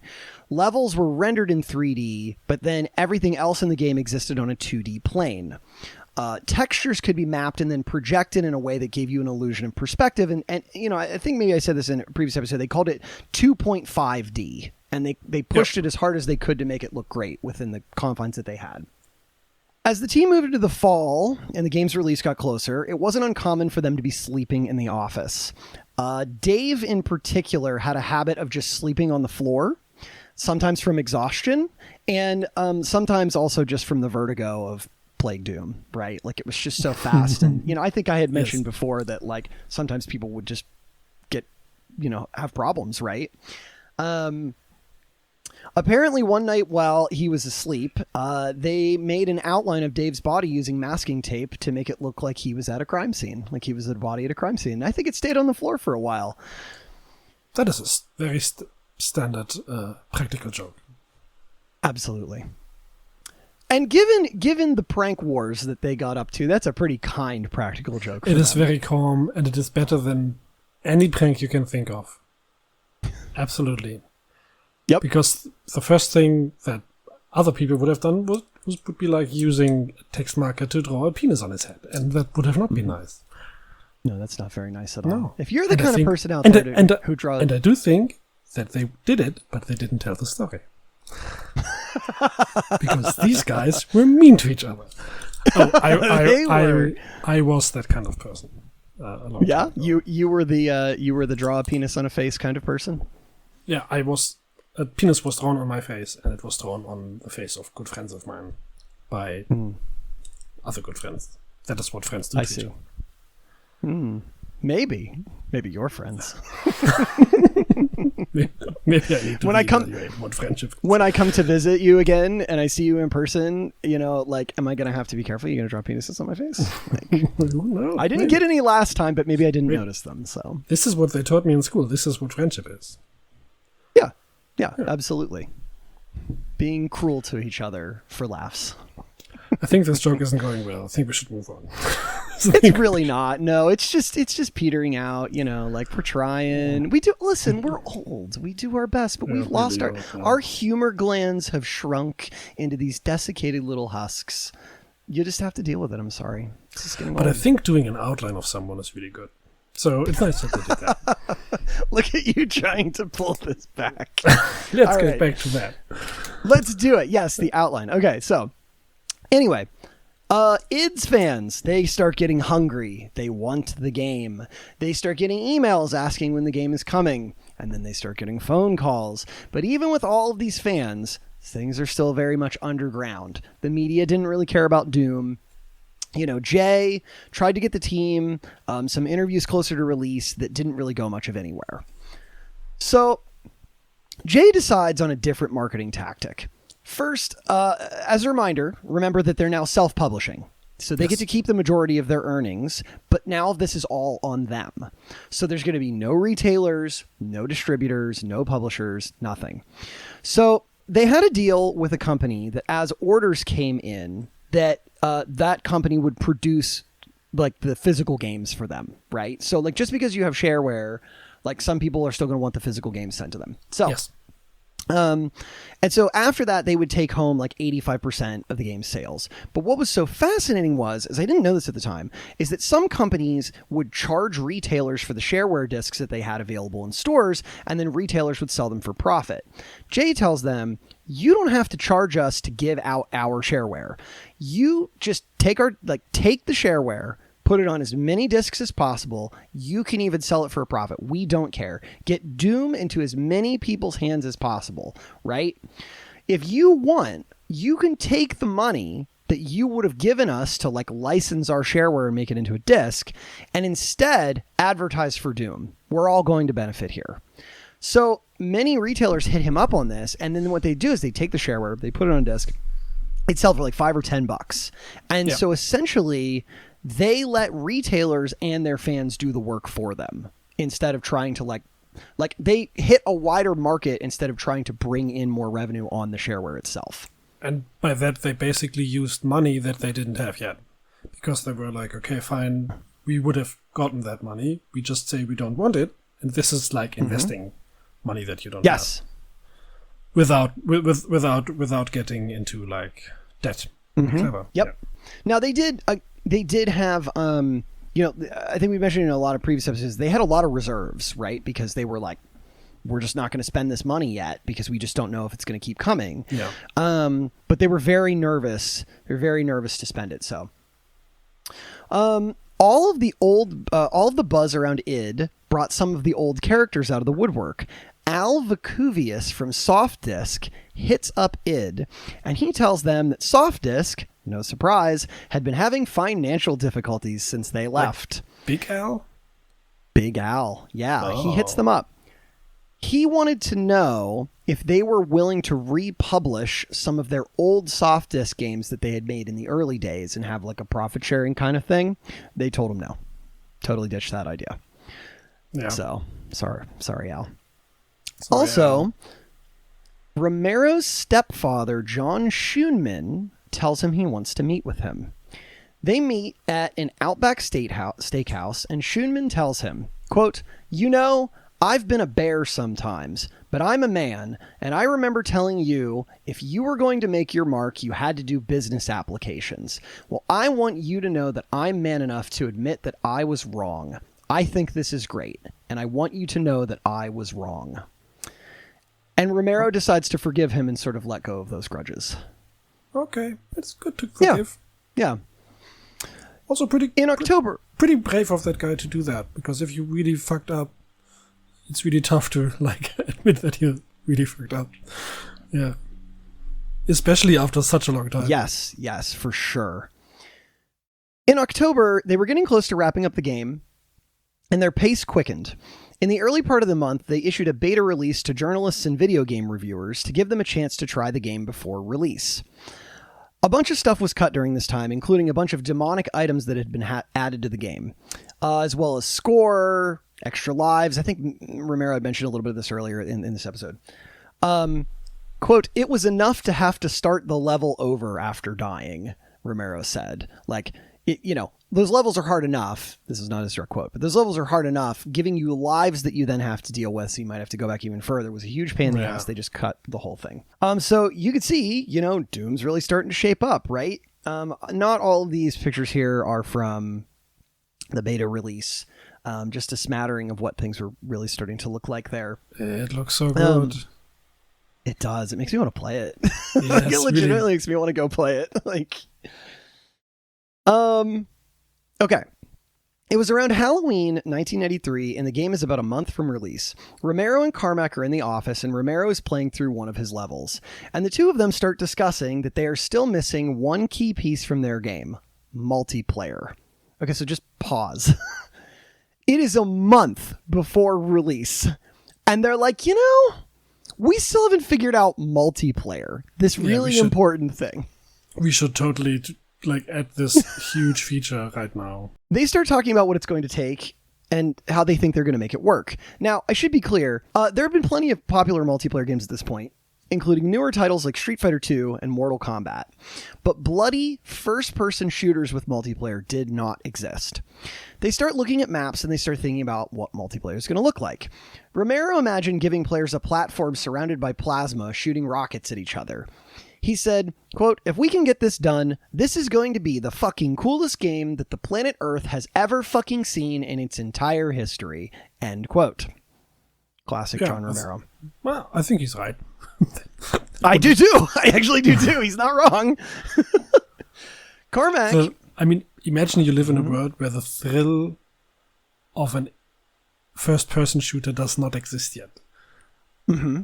And especially the thrill of a fast-paced first-person shooters. Those kind of first-person shooters that are not published as much these days anymore. Yeah, they still exist, but not really. So yeah, he's completely right. This is insane. If they would be able to do that, that would be madness. Yes. Carmack had already done a little bit of work using peer-to-peer networking earlier in the year, and had programmed the ability for multiple people using DoomEd to edit the same level at the same time. Okay, so they could connect to each other, and one person could place something in a level, another person could place something in a level, and they could do it collaboratively. Oh. So they already had that ready. For those who don't know the lingo, peer-to-peer networking is basically when each computer would run the game, and then it would send updates to each other very quickly and then sync up what was happening. So you're connecting to another person's computer. It took Carmack only a few hours to figure out how to get some of the protocols running to send packets between computers. It theoretically worked great for 2 players and good for 4 players. So really good at 2, less good at 4, but 4 was still working out. So they capped multiplayer to 4 players. Yep. I'm not sure of an exact timeline in the story here, but really not long after, Carmack calls Romero into his office and shows him the results. He has 2 computers sitting right next to each other, and they're each sending information across the network. On each screen, a character was facing each other. When one moved, the character on the other screen would see it happening. When Romero saw this, he freaked out and started yelling, quote, "Oh my God, that is fucking incredible." He immediately wanted to try it out. He shot at Carmack's character, screaming, "Suck it down," and killed the Marine that was on the screen. He was elated. Quote, "This is fucking awesome. This is the greatest thing ever." Here's another quote by him. "That incredible moment, that first jaw-dropping second where I witnessed someone else controlling a character on a screen and I blew them away, has never left me. It was such a monumental leap forward." End quote. Both Carmack and Romero have said in interviews that this is a moment in their lives that they will always remember. I can imagine that. That's insane. Yeah, you're there with this technology that has not existed before, and you're like, oh my God, the potential, right? And they always, they were always, at least they say that they were always really good what the potential of their creations were. But I think with this one, it was so obvious how much this would shape the world. Mm-hmm. Yes, absolutely. This seems a bit odd to say that, right? Because it's a computer game, and but this is relevant for culture. This is a cultural achievement. Yeah, that's what I was about to say is like, we talk about, video games, but as like, oh, and here's the team that made them and here's this thing, but like they affect the world, right? Like they are just as important to culture as any other form of media, in my opinion. Sometimes more, sometimes less, depending on the context. But, and this is there is a cultural change that starts with Doom, I think, and we'll dig a little more into that. Yeah, I think so too. I think you're not wrong. The rest of the office wants in on this. They started having matches and kept a tally of who would win the most. The office is just a cacophony of screaming at this time. They're just screaming. They're loving it. They have this board of like, how many people they've killed. And then Romero is like, wait, could we do co-op? What if we did co-op? Like, what if you could play against killing other monsters with your friends? You're killing monsters. Carmack tells him, sure, that's possible. Romero thinks he's like really excited still. He thinks this is bigger than Dangerous Dave. Like the Dangerous Dave moment where he came into the office and he saw what they could do on a computer. This is way beyond that. It's something that he's never seen before, right? And he's watching the rest of the office play, and he is like thinking about like this cool match that they're doing to the death, right? And so he started calling the game mode death match, right? Like a match to the death. And as far as I can tell, I don't know that like a death match is not, he's not the first person to use a death match, but it is, from what I can tell, the first time it was ever applied to first person shooters in that way, in that mode. Yeah, I mean, this is groundbreaking. So it's absolutely, it's also amazing that they also like minted the terms. Is that how would you say mint the terms? Yeah, that would work. Yeah. For everything like that's related to it, but I believe it, and it seems totally reasonable because they made such huge leaps forward. Yep, and actually, to add to that, go ahead. That would I think only over the next few years, it only takes 1 or 2 or 3 years for the market to completely explode with games like this. Oh, absolutely, not long at all. Especially because they license out their tech, which we'll get into more. So now you just take the Doom engine and make shit. Yep. Yeah.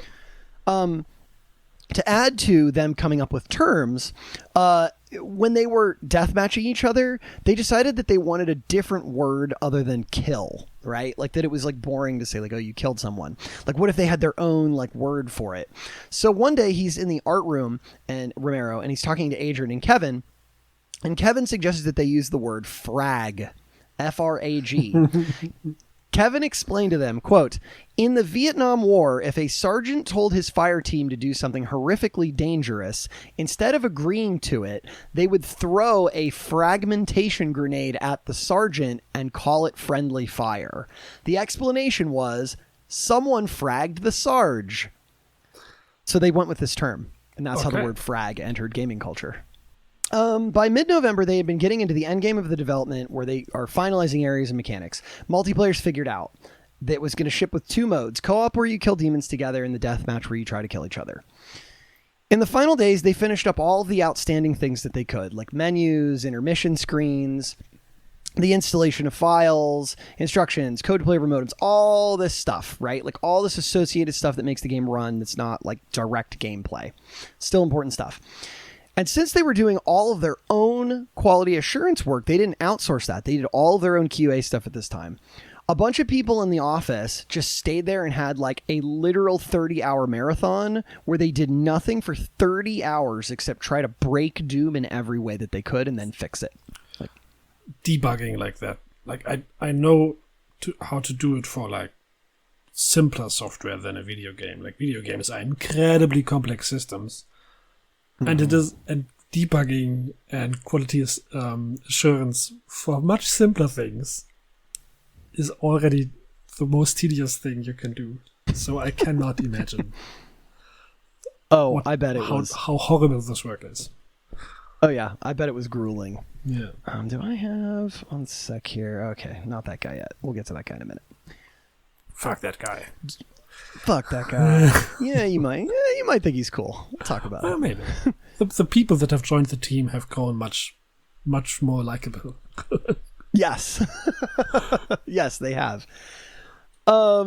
Doom released on December 10th, 1993. That day, everyone was completely exhausted. Sandy Peterson was sleeping under his desk. When Jay had the file ready to go, their upload target of choice was the upload directory at the University of Wisconsin's FTP website. Mm-hmm. A guy named David Dada had offered to let them use a file transfer site that he used on the school's network because the school had a broadband connection that could handle a lot of users. Jay told various chat rooms that the game would be soon available, and a ton of users had already connected to the university's system. But what they found when they went to upload it was that the system could only handle a max of 250 users on it at a time, and when Jay went to upload Doom, he couldn't because the system was full. They tried a bunch of different things, but then they eventually asked users to just disconnect so they could upload it. Quote, from Jay, either I kick you off and I get this done, or it doesn't get done at all. A bunch of people then warily dropped out. They uploaded the game. Off it went. The team went home and went to sleep, except for Jay, who wanted to stay through the end of the half-an-hour upload. When the game was uploaded, he was on the phone with David Dada. 10,000 people accessed the site almost immediately. It was so many that it overwhelmed the university's servers and crashed David's computer that was hosting the game twice.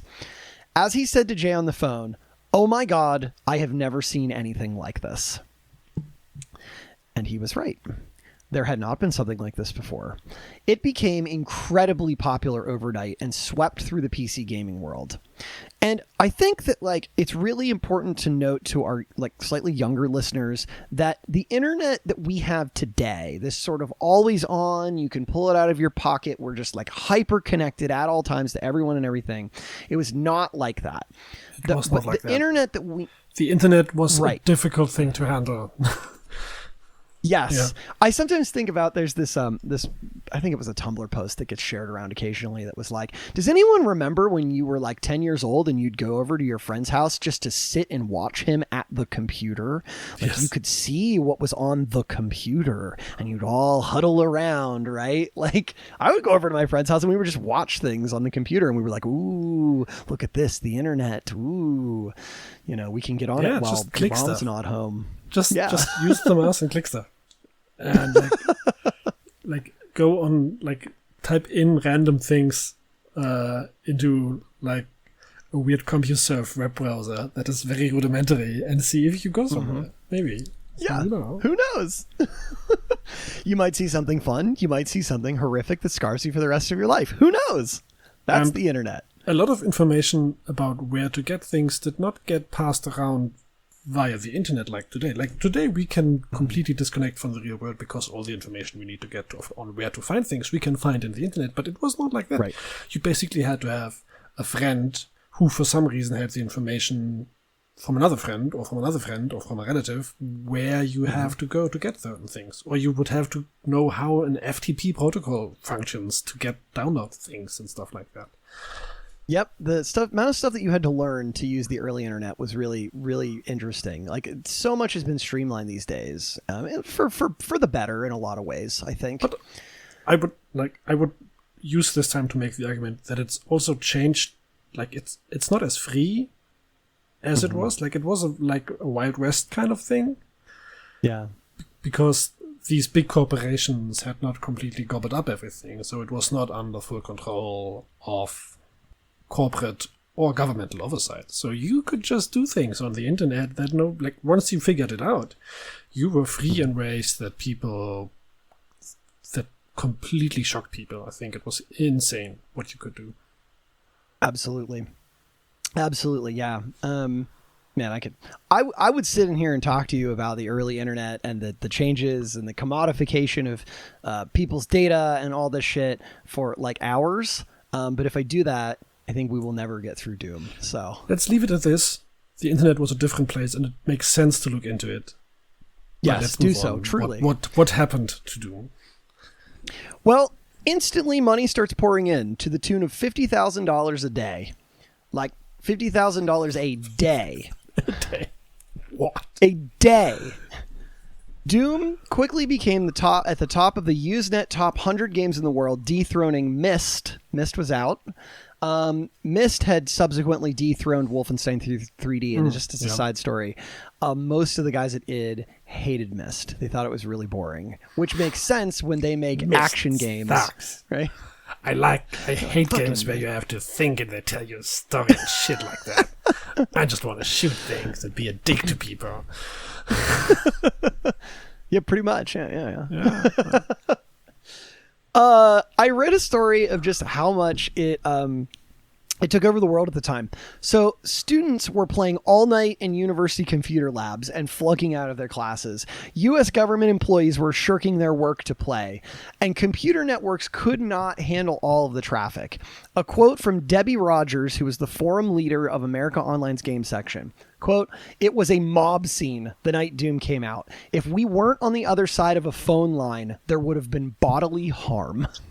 Remember in the Tetris episode when people stopped working because they wanted to play Tetris all day? Mm-hmm. It's like that, but like amplified exponentially. Absolutely. Because at this time, everybody like kind of has access to a computer if they want to. Yep. Carmack said the next morning he was awoken with a phone call. It was a network administrator who had found Carmack's phone number, and he was absolutely pissed because Doom had just crashed his entire network. So Doom used what were called IPX packets to communicate between players. So each game was just 4 broadcast packets to each frame. What he didn't realize, Carmack that is, was that some university networks were built out of bridges of IPX networks, and that a broadcast packet could be sent across many bridges until it had been seen by every computer on campus. Yep. So if a dozen people were playing Doom, it could cripple a network of a few thousand endpoints. Easy. Just done. Oh yeah, done. So within hours, universities started. He didn't consider how large networks look like. They don't look like that things immediately go to where they have to be, but that they get passed around between machines until they reach the machine that they're supposed to be at. But the space that they take in the communication is still taken. Absolutely. Yep. So, universities start banning the game almost immediately. Companies started banning the game because it was lagging everything for everyone else on the network who was trying to work. Also, Carmack people just stopped working when they played it, right? Yes, of course. Carmack had to go immediately back to the office and go change the network protocol that day. But a number of admins added Doom-specific rules to their bridges to make sure that couldn't happen again.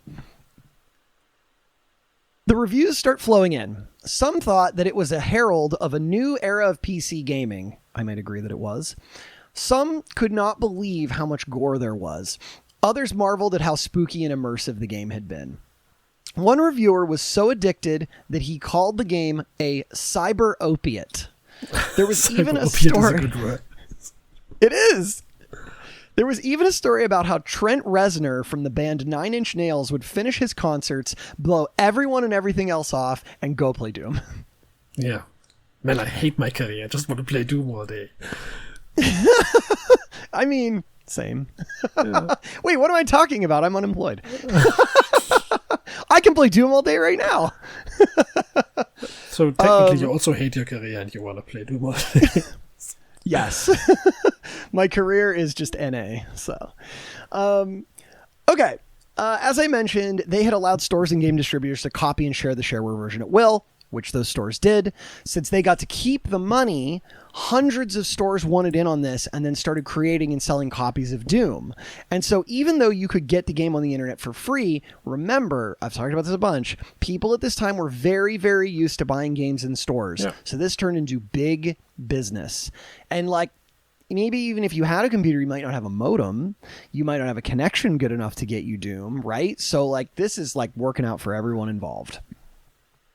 Yeah, but you would even if I remember correctly, most internet contracts worked in a way that you paid by downloaded package, right? You paid per kilobyte or something like that. Depended on, or was it on time used to connect to the internet? So by this time, we had America Online mentioned here.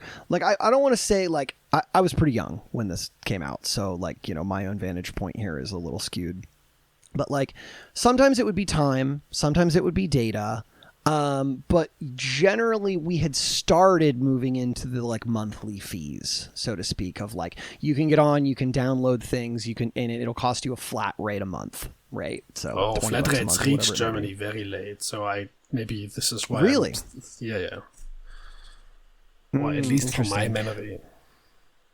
Like the America Online discs that went out to like every house in America like 100 times over, or these little CDs that you put on your computer, and then they would say, oh, like 1,000 hours free or some shit like that. But really that 1,000 hours was also like time kept, so like you had to use them with a certain amount of time.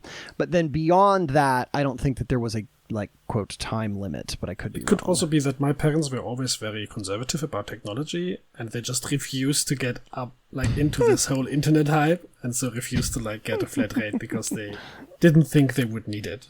And we obviously secretly played Command & Conquer Online. Oh, of course. And they were wondering why it cost them so much money to have like a normal contract.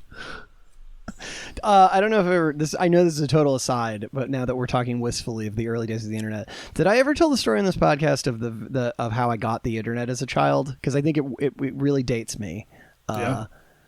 Okay, I'll tell the story. No. So, you didn't tell me. So okay, cool. All right, so when I was a child, I was a very timid child, like very shy. Like I wasn't really shy, but I was very like emotional. I would cry a lot, and my parents thought it would be good for me like to like play a sport, right? Like someone we knew played baseball, and I got into baseball.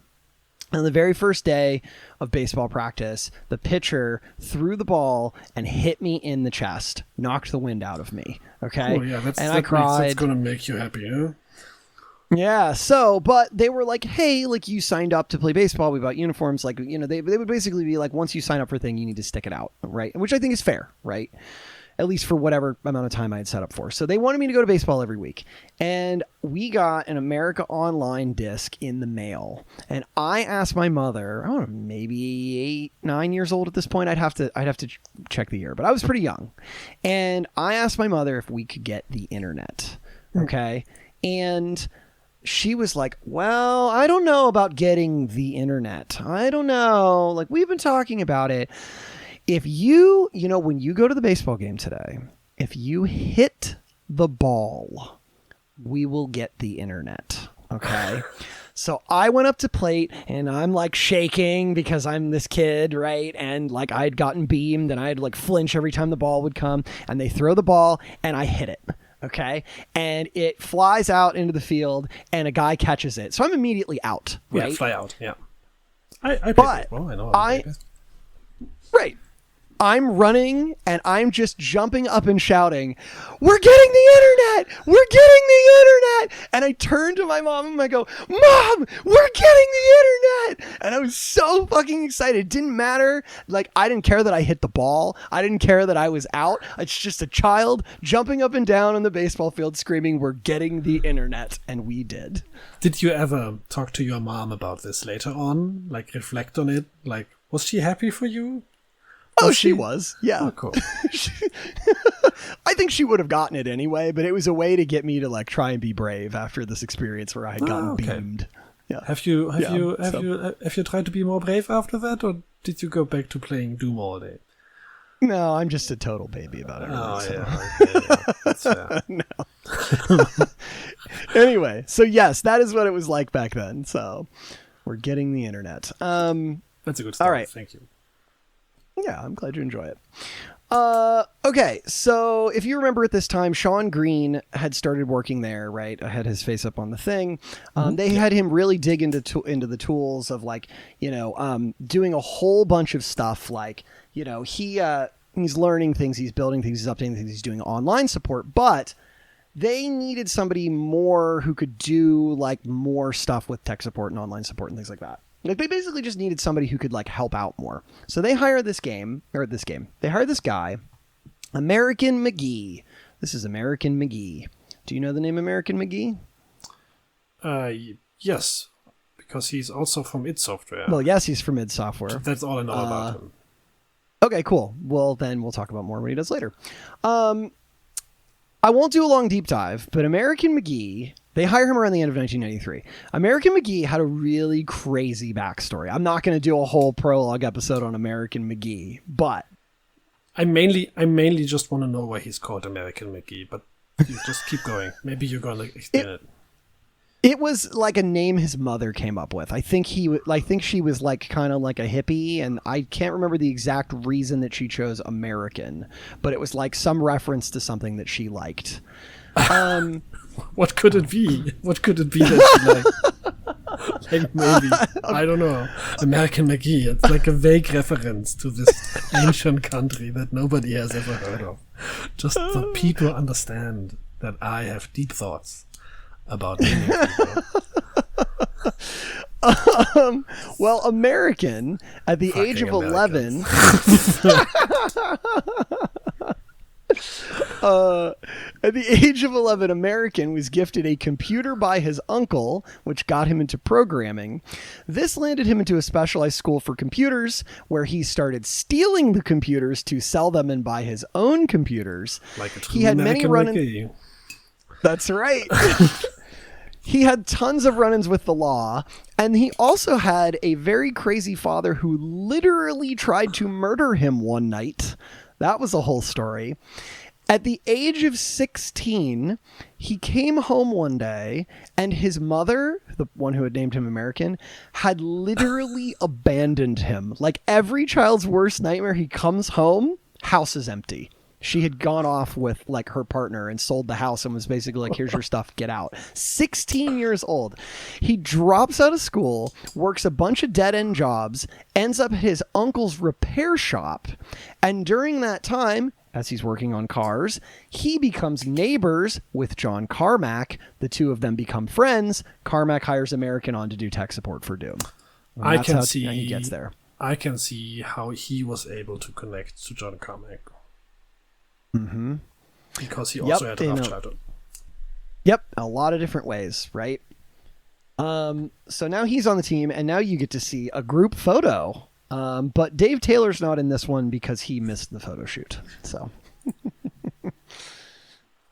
Bobby, I know where's American McGee? Oh, there he is. Oh, he looks friendly. He does, yeah. He seems like a nice enough guy. Yeah. Okay. On December 14th, Romero, Jay, and Sean all go to check on the fulfillment company. Remember I said that they're going to do all this ordering for all these games, and this fulfillment company is going to send them all out for them. Okay? Mm-hmm. They go check. They're like, well, let's go, it's middle of December. Let's go check on the fulfillment company. They figured that since there had been this huge surge of orders, they wanted to be sure that the fulfillment company was going to get it done before Christmas. It was 5 p.m., and almost everyone there was gone. But the guys noticed that there are just a ton of Doom boxes that are not packed. Romero asks the manager where everyone was, and the manager tells Romero that they'd just gone home for the day, right? Like, they worked their hours, they're out. Yeah. And Romero is like, this stuff needs to be shipped by tomorrow so people can have it in time for Christmas. That's why we hired you. But the guy is just like, whatever, man, and just like shrugs. So Jay, Romero, and Sean spent that evening furiously packing hundreds and hundreds of boxes. There's a quote from Romero. Quote, "I was pissed, but what choice did I have? I was the one who had been banging the drum for distributing the game ourselves." He was. And good for him for like sticking up to his plan and just doing it himself. Yep, absolutely. I was like, okay, cool. He could have just bitched about it. Stand up to your problems or it's not a mistake. Like he just had bad luck or something, but he stood up to it and just got it done. Yep. The crew goes home for their holiday breaks. The physical boxes of Doom go out into the world. And now we're going to do something slightly different in the flow of this episode. Now, normally I do a thing where at the end of an episode, I'd be like, oh, I'm going to tell you all about the broader impact of this game. I'm going to tell you about the broader impact of Doom now.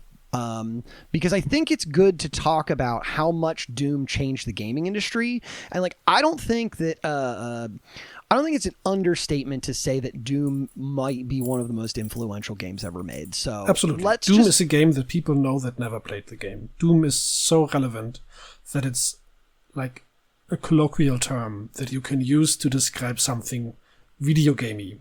Like if I'm gonna ramble for a second, but there's like a gold standard of testing any kind of hardware equipment by saying that you can run Doom on it. So if you like make a potato computer, you will also have to mention, or people will really enjoy it if you can say it also runs Doom.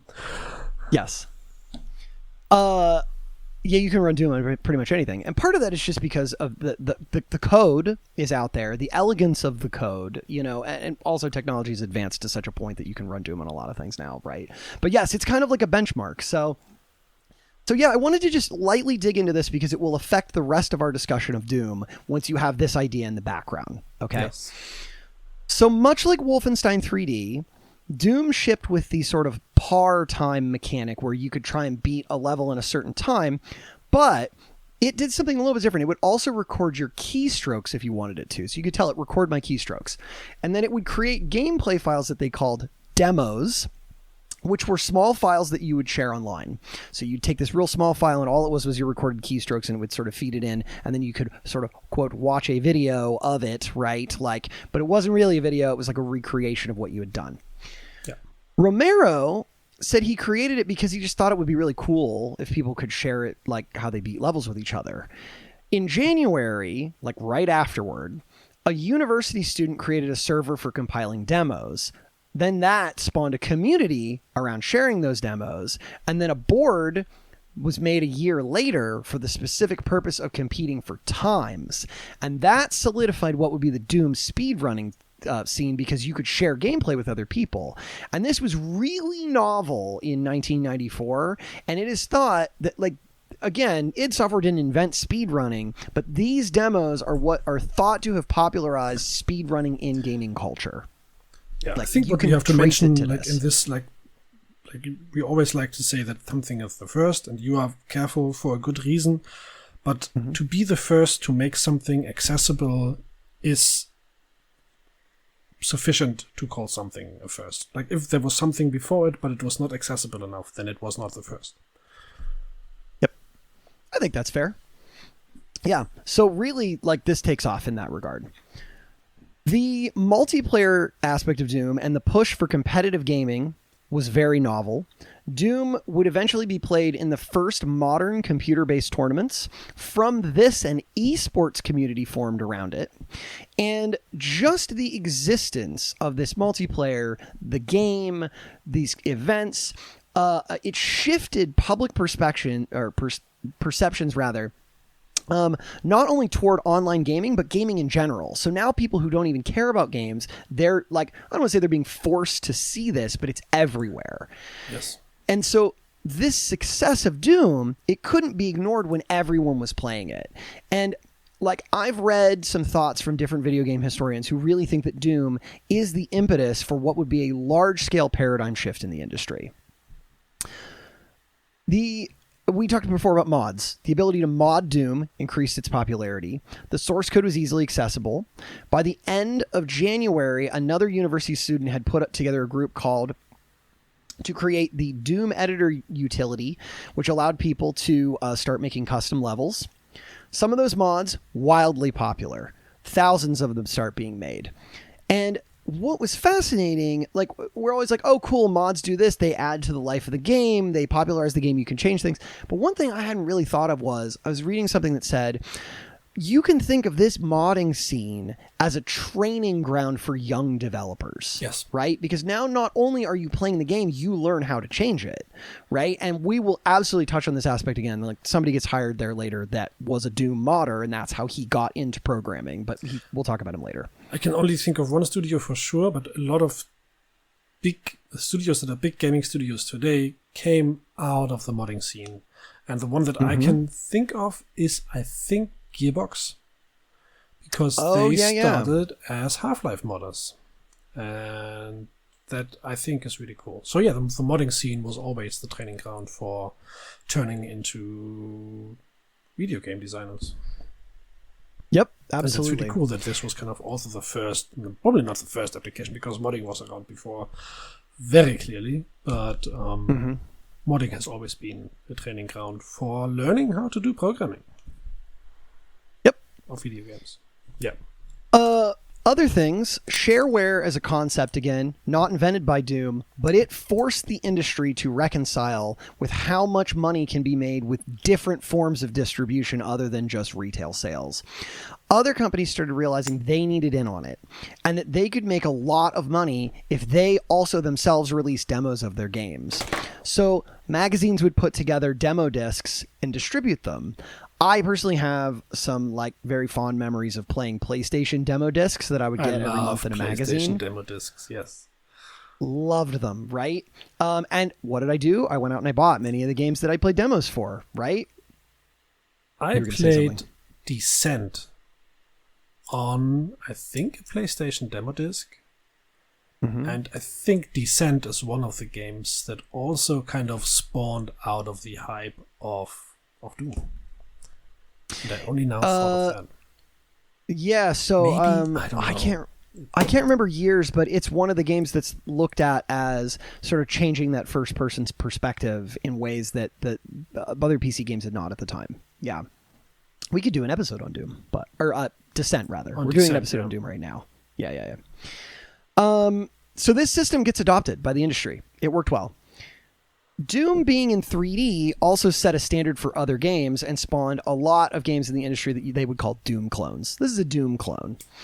I could do an entire episode about Doom clones. I'm not going to. These clones would become almost like their own genre, perhaps the dominant genre in the industry, if you consider what the most popular games in the past few decades have been. Think about things like Halo, Call of Duty, Half-Life, Borderlands, Destiny, Overwatch. What are they? They're all first-person shooters, right? They're kind of like the standard.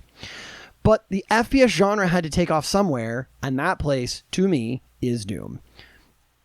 Further, this increased demand for graphics cards and spurred interest in having better hardware for your PC to game. When we get to the next episode, that's really where a need for actual graphics cards take off. But this is sort of the impetus. I don't want to say that people weren't always trying to improve their computers, but being able to have a better computer to be able to play video games really started seeing a need at this time. I would also guess that they, at that moment, made a game thinking we will have to make a game that will run on usual household computers that are sold normally, and probably very shortly later on they will be able to consider to significantly wrap up the requirements for a game, just because exactly what you said, that all of a sudden there was a requirement for good gaming hardware. Yeah. And so in our sort of preemptive wrap up, we are going to talk way more about Doom before we finish here. So we're only partway through our narrative, but Doom was an insane commercial success. 20 million people had played it within 2 years of launch. By the end of that decade, the game would have sold an estimated 3.5 million copies. By the end of 1995, Doom was estimated to have been installed on more computers around the world than Windows 95. So just everywhere, truly. Yes, on everything. Okay.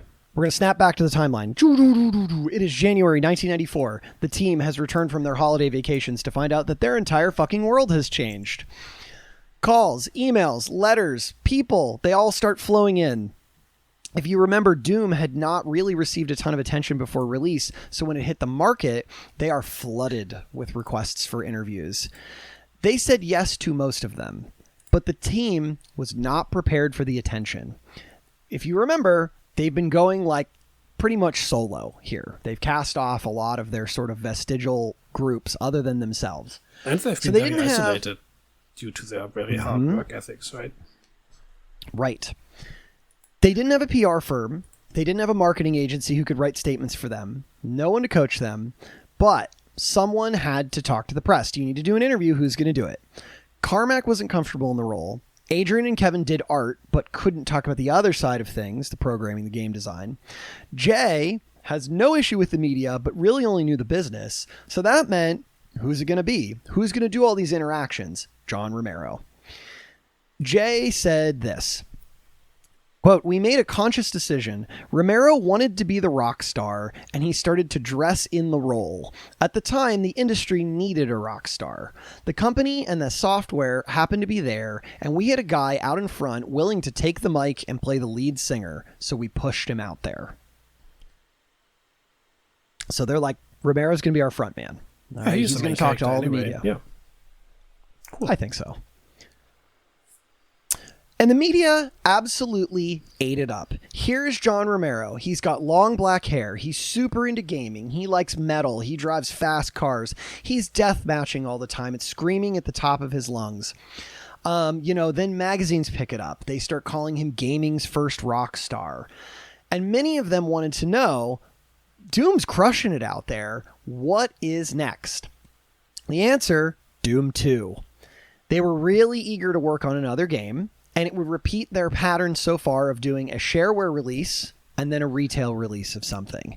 They would reuse the engine from Doom, okay? And in that time, again, the cycle would continue. Carmack would take that time, and he would work on some new technological advancement, and they would just reiterate this forever and ever.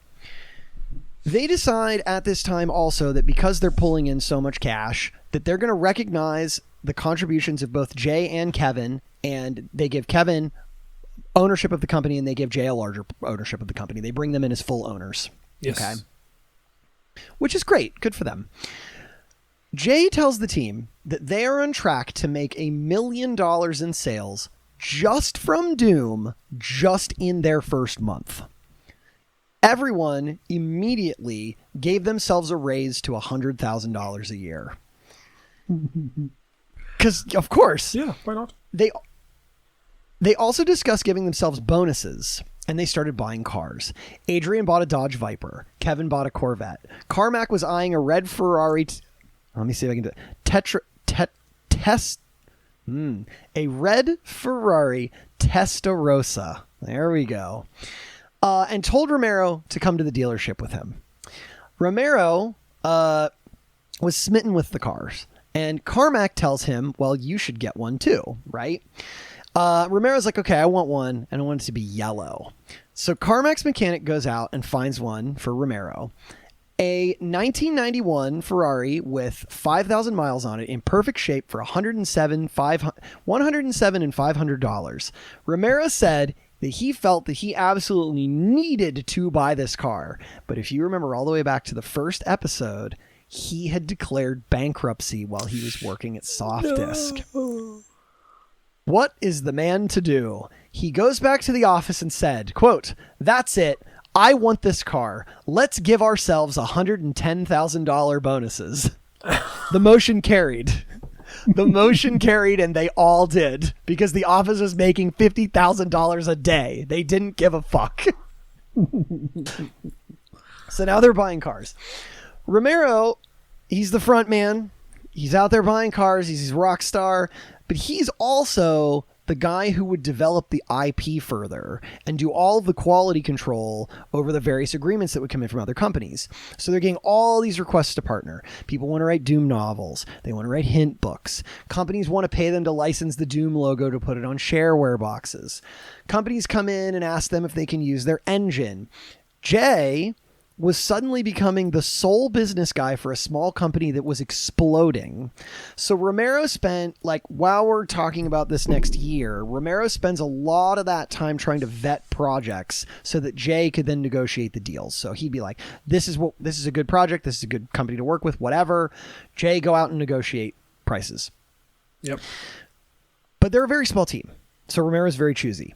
He says that looking back, he wished that they had jumped more into selling merch. Because, man, they could have made a killing on merch.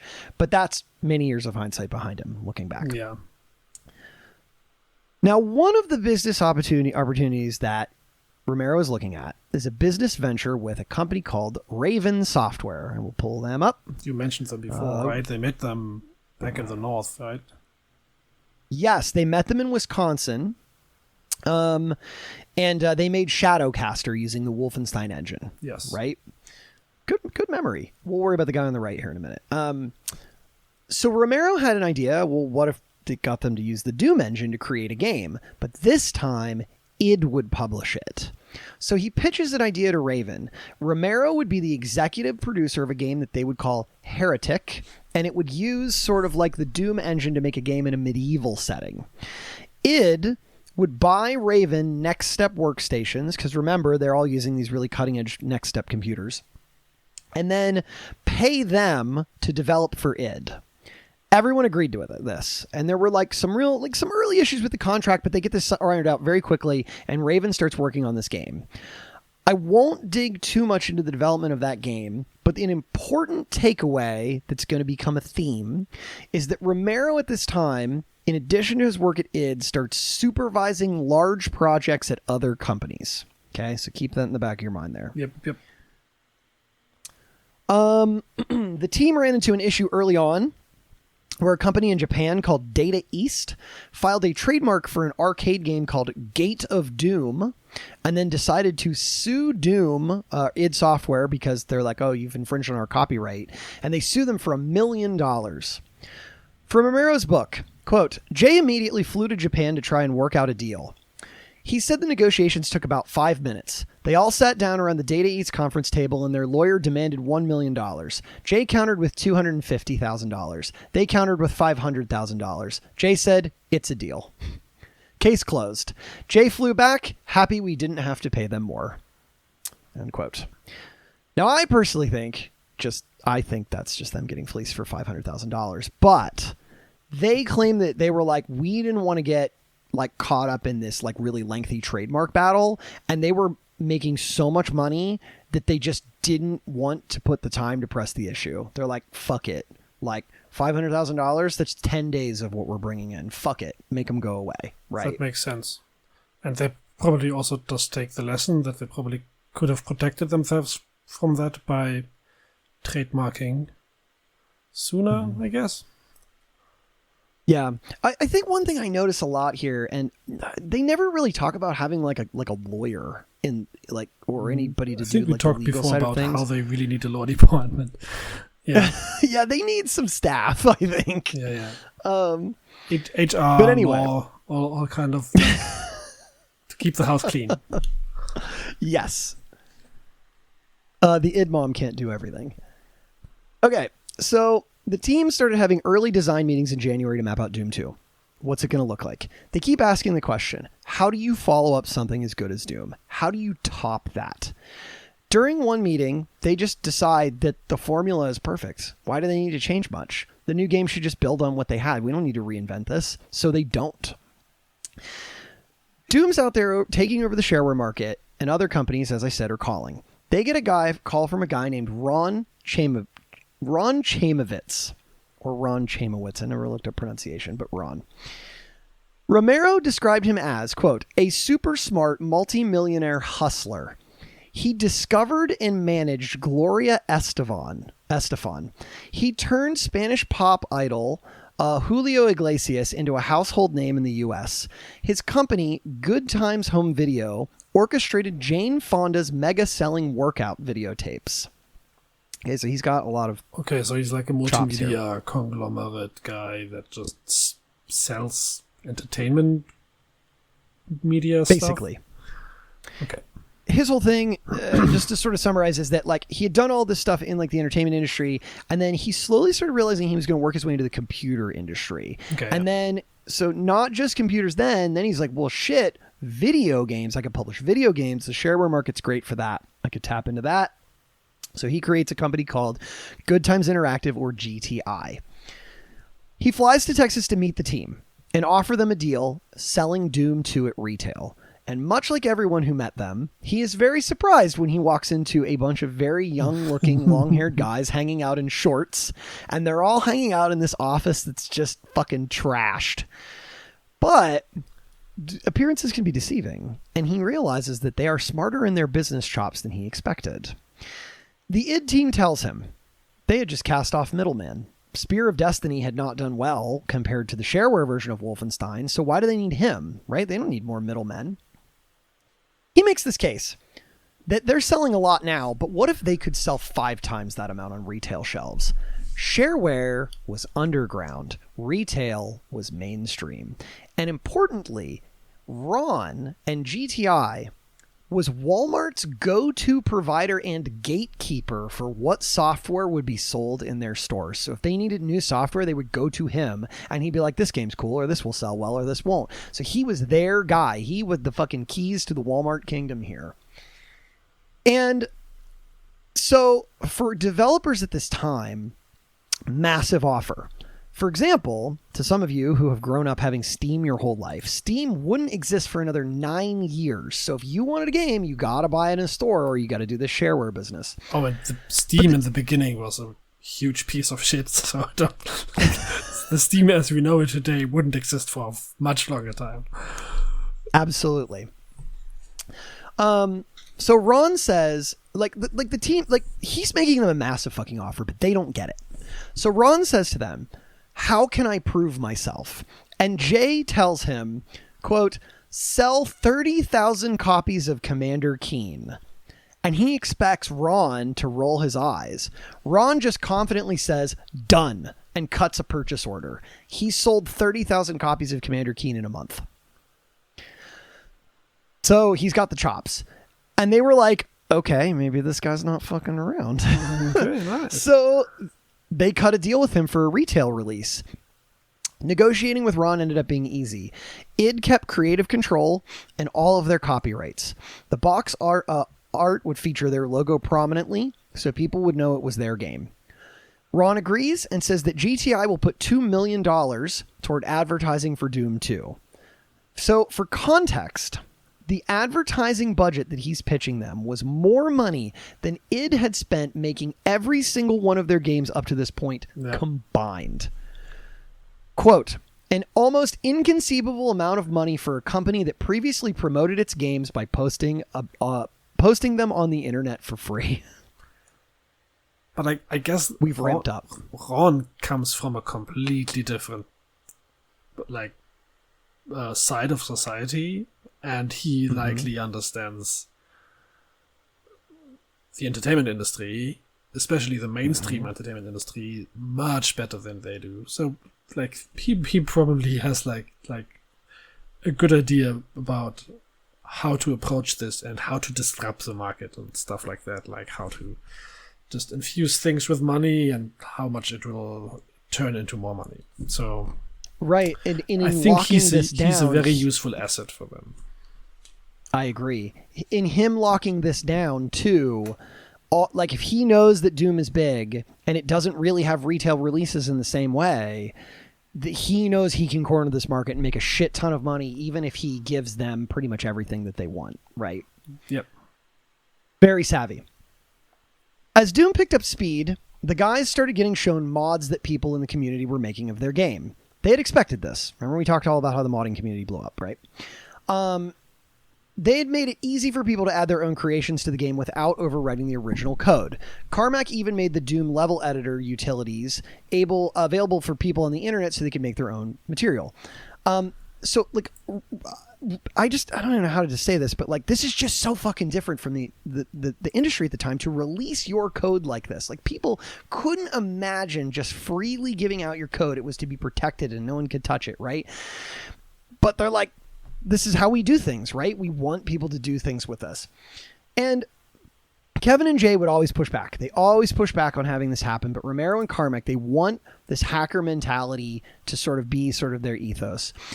And Carmack had even told Wolfenstein modders about what Doom would have available beforehand so they could prepare themselves. So they assume this is going to happen. But what made them worried was the modders took things a step further. When the Doom editor utility was released, remember by an outside group, it broke into Doom's code. And it allowed modders to make anything they wanted and change anything they wanted. A popular mod at the time turned Doom into Star Wars. That was kind of a big thing. But this meant that anybody could, with this utility, could tinker around in Doom. They didn't need to know how to program. And this hacker sort of underground makes it more and more popular. People are sharing levels with each other, deathmatch levels. I read one story about a group at Taylor University who used to do what they called skinny hacking parties, where they would all take off all their clothes and hack Doom naked. Why, you ask? Because it's college, and I don't know, people are horny, I guess.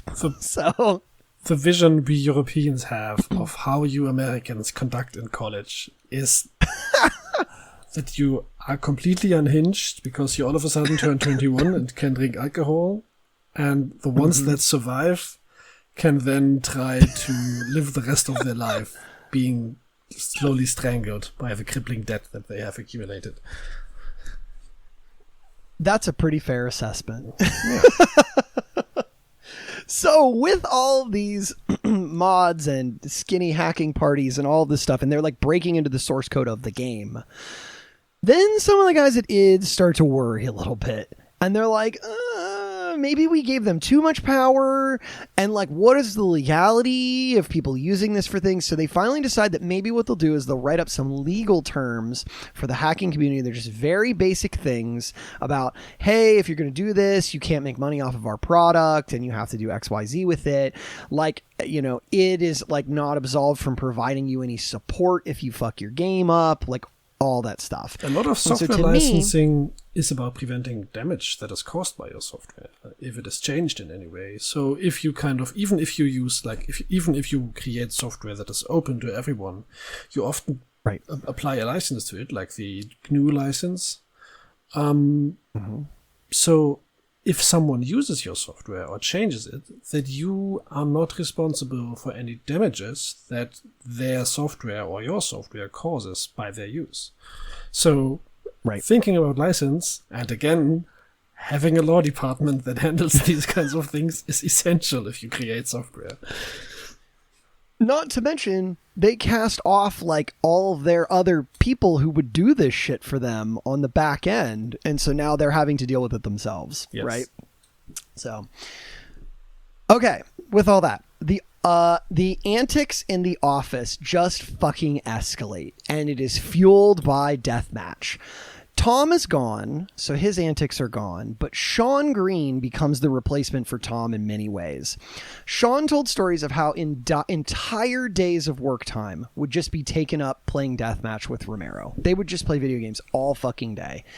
And through the game, the guys in the office just allowed themselves to be more and more violent. They would scream, "Eat that, motherfucker," or "Come on, monkey fuck," and they would punch walls, and they would smash computer equipment. They would take, remember I mentioned those America Online discs? They were showing up at the office too, and they were whipping them at the wall until they'd get stuck in the wall. They'd take sound cards out and fucking throw them until they smashed into the wall. It was just madness. So they also pioneered ungrateful 13-year-old screaming at first-person shooter screen via the internet.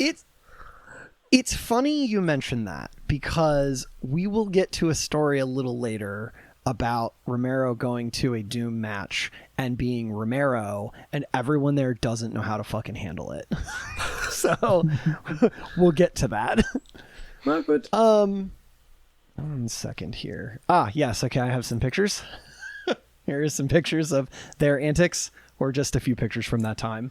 I love that shirt. Like in the front, it's Doom, and in the back, it's just wrote it. Because he wrote Yes, they would wear these around. Yes. Yeah. We'll get to that here in a minute too. Their top left is, I think, Romero and I think Sean Green doing some headbanging outside of Romero's office there.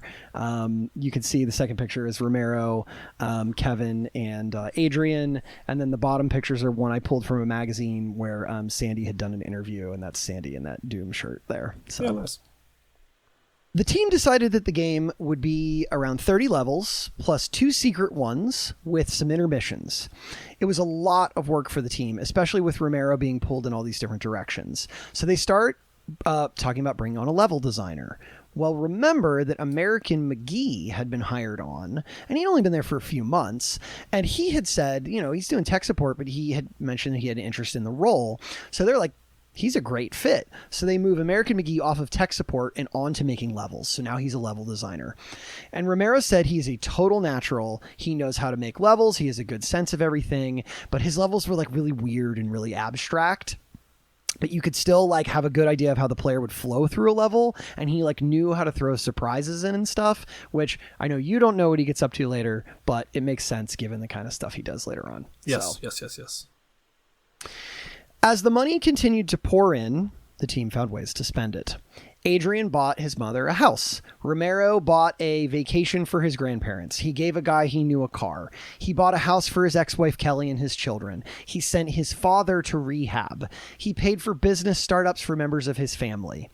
Carmack sent computer equipment to his former grade school, right, that he had learned all that stuff on. He put $100,000 toward bailing a friend out of jail. I know at one point I think he lent American McGee some money, which I think American only paid off to him a few years ago in real life. Like in the current timeline, they had a whole like Twitter post about it. Apparently Carmack had a habit of just lending money to anyone that he knew who asked him, and he just never expected to get it back.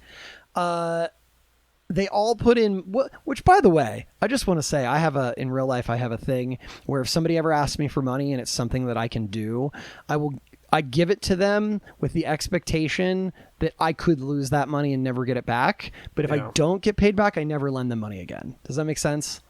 That makes sense. You get like your one. Yeah. So they all took money and they bought a couch for the office so that Dave had a place to sleep when he passed out. Most of them were driving high-end cars around town. Life was good. As the next few months went by, larger corporations turned their eyes toward Doom, and it spawned many similar games. Microsoft thought that Doom was a great way to show off what their new version of Windows could do, so they got Carmack to port a demonstration of the game to Windows, and showed it off at the Computer Game Developers Conference. Speaking of Microsoft, there was talk within the gaming industry about whether or not companies like id could potentially replace large corporations because they had very little overhead at id. Their game's incredibly addicting. They could distribute it for almost nothing. Like, these big companies are taking notice and being like, oh shit, like, are we about to get dethroned by a bunch of random 20-somethings in, like, an office? It's a similar discussion that is kind of showing up these days with the big companies screwing up game releases over and over again. Mm-hmm. And like there's a bunch of very small and very agile studios that push out high quality games reliably, and they have a much larger profit margin because they are as agile. So I think this is probably a reoccurring theme in any kind of industry that is able to stay this light. I guess entertainment often can do that in many ways. So, I'd just like to reiterate this. I think is currently a discussion in the video game industry as well. Absolutely, still ongoing for sure. And the press just descends on them. They all want to meet these strange 20-somethings who drive $200,000 cars. They're just not the gaming executives you would see at the time. Yep. So there was a story about how Romero and Sean went to Austin, to a place called Austin Virtual Gaming, where they had networked a bunch of computers together that would let you play deathmatch for $8 an hour. That day, they were holding the very first Doom deathmatch tournament, and Romero was going to play with them.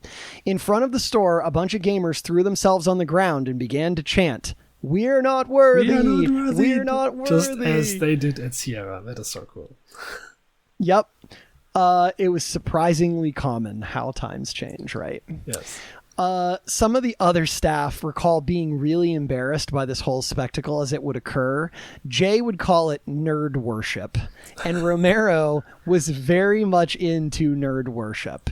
As you mentioned, they had Doom shirts that they wore around town and it was Romero's suggestion that they put "Wrote It" on the back. And like, gamers would just freak the fuck out when they would see them, like they had just seen a celebrity, even if they weren't wearing the shirt, right? And they would just lose their minds. Doom slowly became Romero's entire life. Romero and Sean would play deathmatch long into the night. Romero would talk about Doom in almost every conversation. He posted constantly online about it. And the rest of the team, for the most part, was fine with all of this. This is the role they had pushed him into. They had significantly less interest in being in front of a camera or hanging out with fans, and Romero was good at it. And through this, Romero becomes what the public sees as the face of id. He's their hype guy, and the hype coming from Romero was genuine. By summer, 26-year-old Romero was, and I love this quote, exuding white-hot game god heat.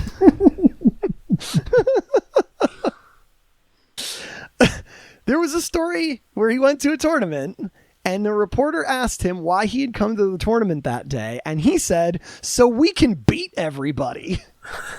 And as I mentioned to you, the room was totally silent as everyone's there playing games, and then Romero just starts screaming insults. Suck it down, fuck you, monkey face, all this shit. And no one knew how to react to gamer smack talk. They had never been smack talked in a multiplayer game before, and he's just there abusing all of them. There should be a Codex Rex episode about gamer smack talk, because it's such a cringy but essential part to gamer culture, and I don't know. I don't like it, but it's part of it. Yep, absolutely. During this time, Carmack spent a lot of his time porting Doom to other platforms. This paid well. So he's working on the engine, he's doing porting work. Apparently, Atari paid $250,000 for a port to the Atari Jaguar. I have the picture of that here. Longtime listeners of our podcast, as I've mentioned, might remember our episode on that ill-fated console. Yes. But I found out, in true Atari Jaguar form, the version that got ported over had no music because of the way that the console was built. It couldn't run both the game and the music at the same time, so you would only get music at the intermissions of the game, which I find the music hilarious. was so essential for the game. Absolutely integral to the game. Yes. Like, it's just gone. So, Nice, cool. Regarding porting, Carmack was really into it. He was back in the trenches doing what he loved. Outside of his job, he also made up with his parents, who now also appreciated his work. Apparently, his mother told him that she would even play Commander Keen from time to time. So life's looking good for him, too. Oh, nice. Yep. But, life's looking good. But what's a story without a little bit of friction, right? You guys just wouldn't want to hear the and everything was great forever and ever story, because it's not going to be. It's been going pretty well for a while now, so I'm waiting for this. So, all of those nights that Carmack would spend programming, he started to notice that Romero was absent more and more. Romero would spend a lot of time deathmatching or talking to the media, hanging out in chat rooms with fans. And Doom 2 had started to ever so slightly run behind schedule on what they wanted to do.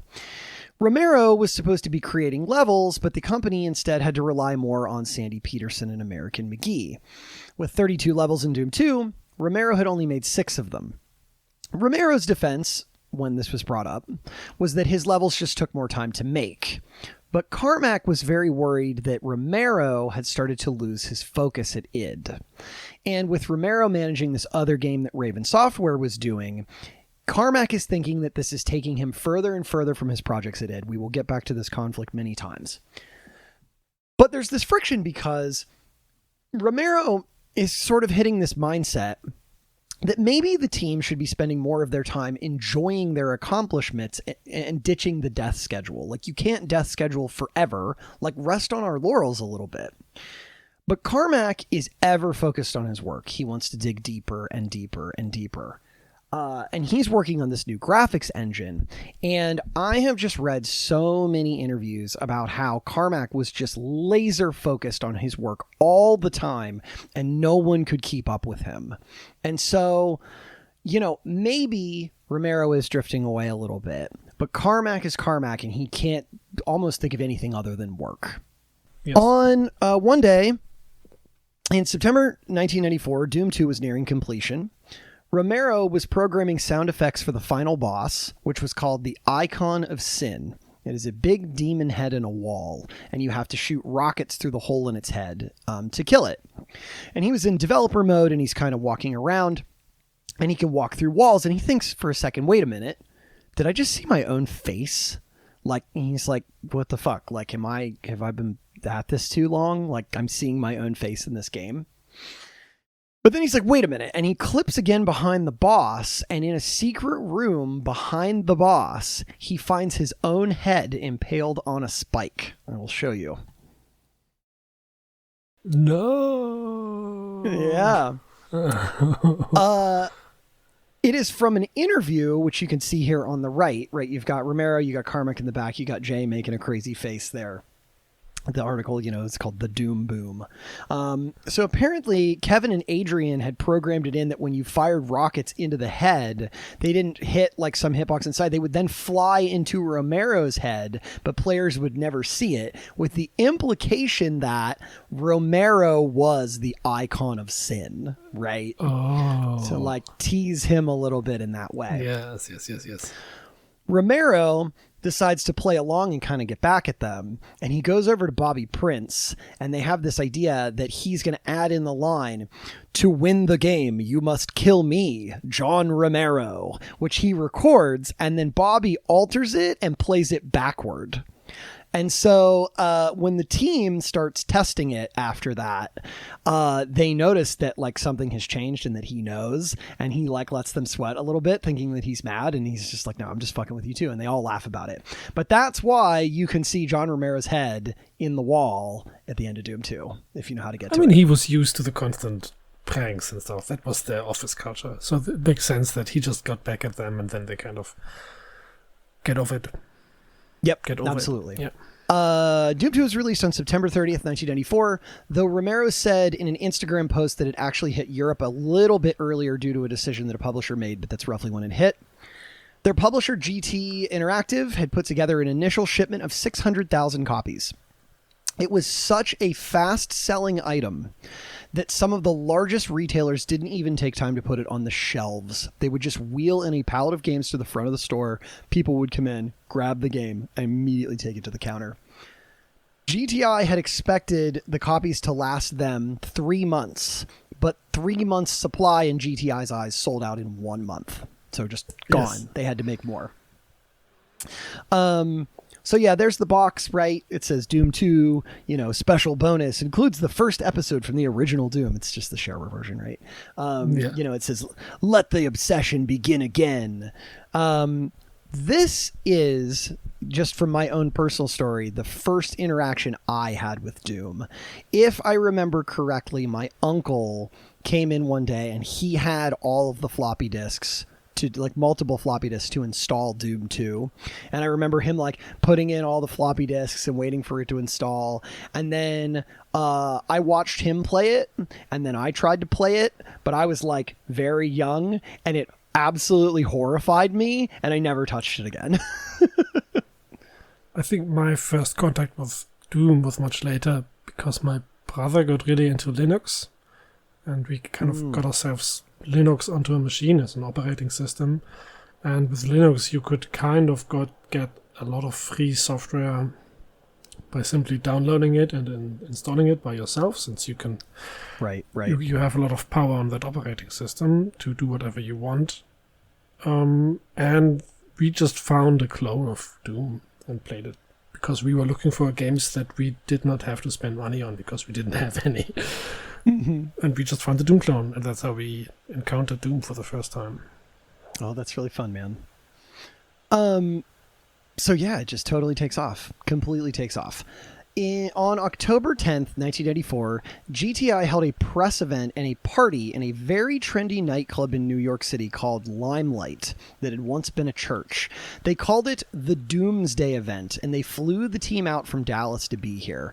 The entire thing sounded crazy. I've got a couple of pictures, but I only have pictures of Romero at the venue. I can't find a lot of good pictures of inside the party.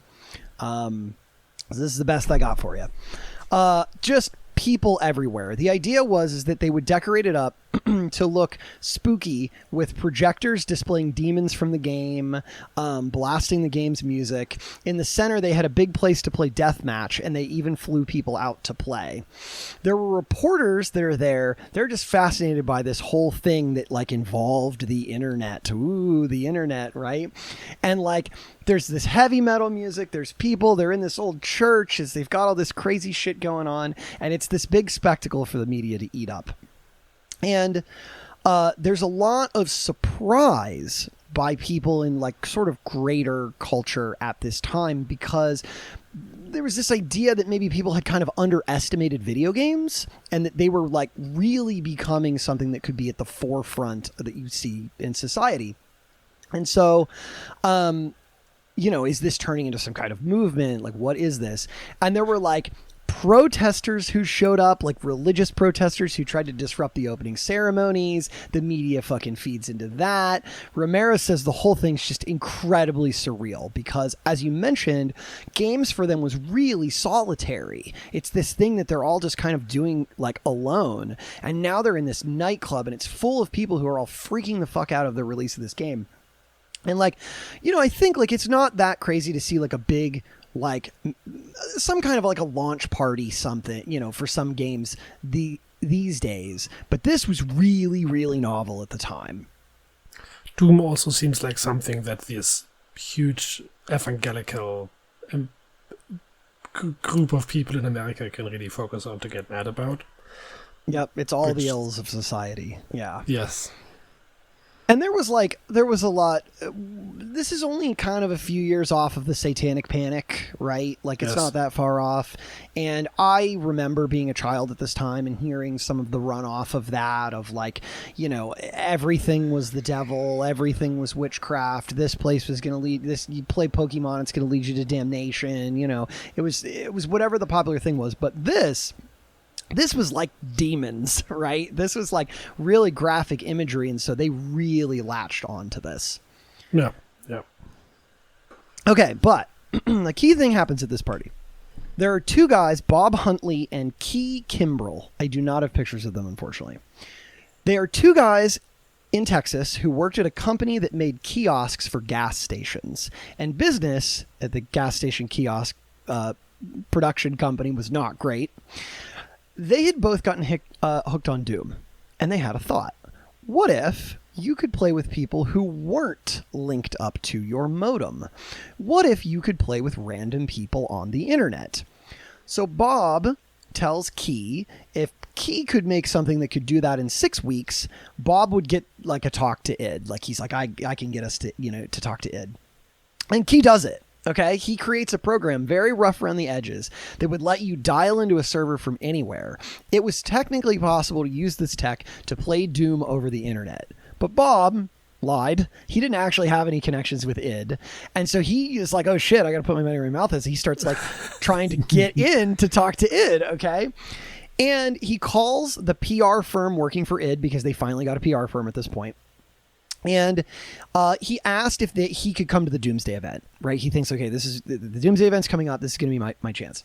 The guy from the firm is like, if you can fly up here to New York, I'll see if I can get you in.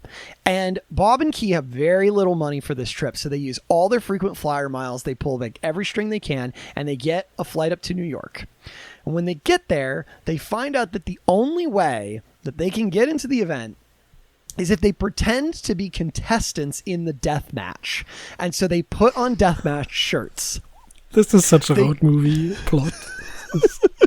Right? So they go to the bar, they slam a bunch of drinks, give themselves some liquid courage. They come back, they sit down at the deathmatch thing, and they get completely destroyed by the other contestants. But it doesn't matter. They're in the room. So then they track down Jay Wilbur. And they find Jay, he's their business guy, and they try to pitch him the multiplayer service. But remember, Jay is the business guy, but he doesn't necessarily understand all the tech. It has to go through Romero. So Jay takes him over to Romero, and Jay tells Bob, you have 2 minutes. Bob and Key tell Romero, quote, "We made this software. You can dial in with your modem to a server and you can play other people over the modem. Here's the only disc we got. Guard it with your life," end quote. They called it, and if I'm mispronouncing this Doom fan base, I apologize, but I think it's pronounced Dwango, DWANGO. It stood for Dial-Up Wide Area Network Games Operation. Okay. Romero takes the disc. He's like, okay. And he gets pulled away to a different meeting. And then he walks back to the crew later and he's like, "What do you guys think about this?" And they're like, "Well, we'd considered this, but we hadn't really programmed it. It's a lot of work. Didn't seem important." Then he's like, okay. So he gets back from the party. He puts the disc in and gives it a try. He dials into the Houston modem, right? Because they're, in Texas and he's in Texas. Yep. And he can see Key in the server lobby. Key messages him in the chat, and then they play a game of deathmatch together. Romero calls him on the phone and said, "That is so fucking cool," as well as a whole bunch of other praises, and loses his mind. Because now you could always have someone to deathmatch with anywhere in the world. This was the future. Yeah. And I have a little picture of what that looked like. It's very rudimentary, right? I love this. Yeah, so you can see here, right, their little symbol is a hand with an eye in it. The interface is if you told me this was MS-DOS, I might believe you. It's so rudimentary. Is this Emacs? It looks really cool. It does. So he's really excited. He tells the rest of the crew he wants in, but the crew very tepid about it. Here it is. John Romero's on another fucking distraction that's actually going to take him away from making actual games. But Romero and Jay talk it out. Post-launch, very busy. It's always busy. So there isn't really time for the team to work on this. And Romero really wants this tech to exist. So he's like, okay, I got to work on shit. I'm trying to get Heretic out the door for Raven. I got everything on at id. I'll work on this. I will build more time into my schedule to make this happen, me alone. I'll do this. So Jay cuts a deal that's going to give id 20% of whatever Dwango brings in. And Romero spends the next 2 months working on the software every night so that it could drop alongside the shareware version of Heretic, that other game I mentioned. When the Dwango server went online, it was immediately popular. It would charge you $8.96 per month to connect to their multiplayer servers. By January of 1995, they had 10,000 people paying them to connect to a single server. Okay, so you'd pay per server. Yep. They needed to expand, and the Dwango guys started offering people a deal. You give them $35,000, they set you up a server, you keep whatever cash you bring in from people connecting to that server. So people started buying it thinking it was like an investment. Even Carmack bought a server. And so they're like, Wait. This is a pyramid scheme. This is all of a sudden a pyramid scheme. It is. So no, I guess this is not good, guys. Don't do this. Apparently, so much money was coming in because so many people wanted to set up servers that they would just every day, they'd just go to the hardware store, go get all this tech, they'd get the stuff, set up a server, and get paid $35,000 in cash on the spot. They were rolling in money. Nice. So, cool. With the combination of a new game, the Dwango servers allowing people to play all over the world, you can play Doom 2 all over the world, it broke the retail market, Doom 2.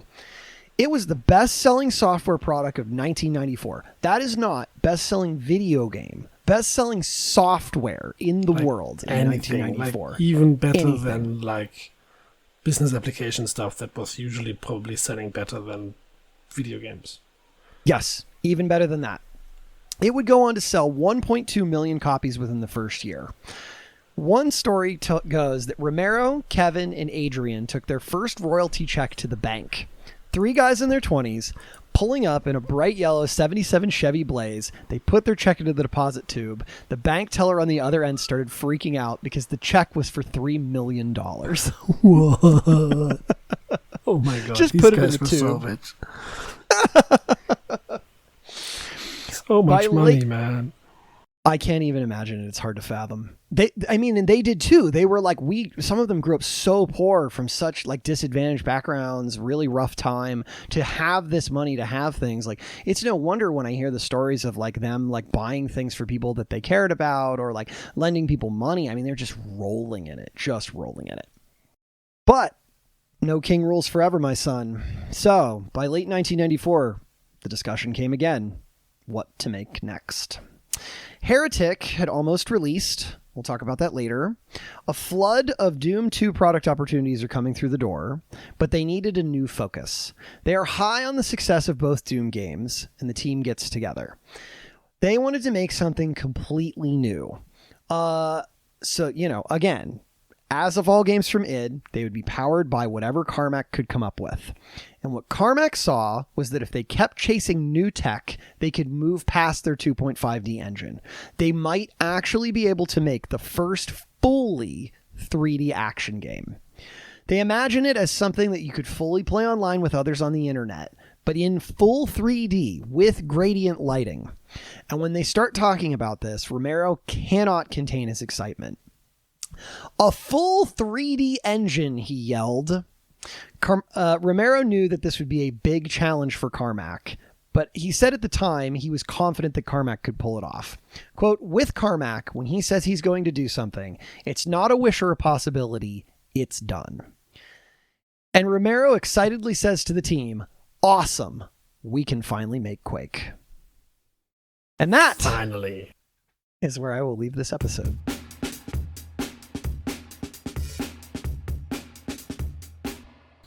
Awesome. I must admit that by now, I have not looked into it, but I was like, oh man, wait. ID Soft. I know more games that they made. I know, like, didn't they make Quake? Because, of course, you mentioned Quake earlier, because they had this character in their games, right? And so I just looked up the Wikipedia article for Quake. And I didn't read it. I just looked to the side to see who participated in it. And that is why I knew the names American McGee. And that is why I knew Sam Stevenson? Sandy Peterson. Sandy Peterson. Yeah. Yeah. And yeah. So I saw Quake coming by now, but I didn't realize at first that Quake was gonna be the logical next step. Of course, now that I know it, could make so much sense that Quake is the next one. It has to be. Yep, absolutely. Yep. So I think that we've laid the groundwork for a lot of really interesting things, because I don't want to tell you all too much about the next. We still have 2 episodes left. Doom is not the end of our story here. I don't want to give you too much of a hint, right? But there is increasing friction that will continue to increase. And I think that Quake is really where some of that sort of comes to a head. So I won't say more, but you can look forward to that on sort of the next episode as we talk about the transition to full real 3D. Awesome. I'm happy to, and I'm really looking forward to the next one. And then let's just finish this here. And yeah, thanks for telling us about Doom, because this is like one of the most essential stories to modern video game culture. And now we've got it on tape, which is really nice. And now we've done it. Yep. I appreciate all of you who have hung out for 4 episodes of this series. We've got 2 more to get through, and boy, do things get crazy. So we'll see. I will see you all for the next one. I want to thank Docs. I want to thank all of you. And as always, I want to thank our editor, Andre. Thank you very much. Be good to each other out there. Stay safe, and we'll see you for the next one. Bye. See ya.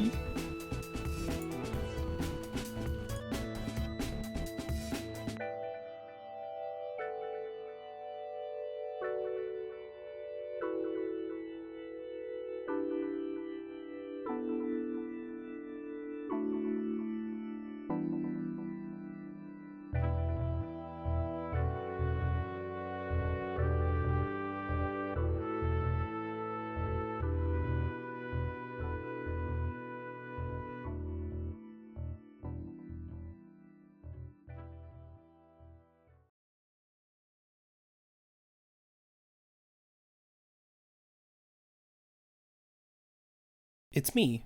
It's Andre. I'm the editor. Codex Rex Podcast. It's me, Mr. Edit Man. What are you guys still doing here? The episode's over.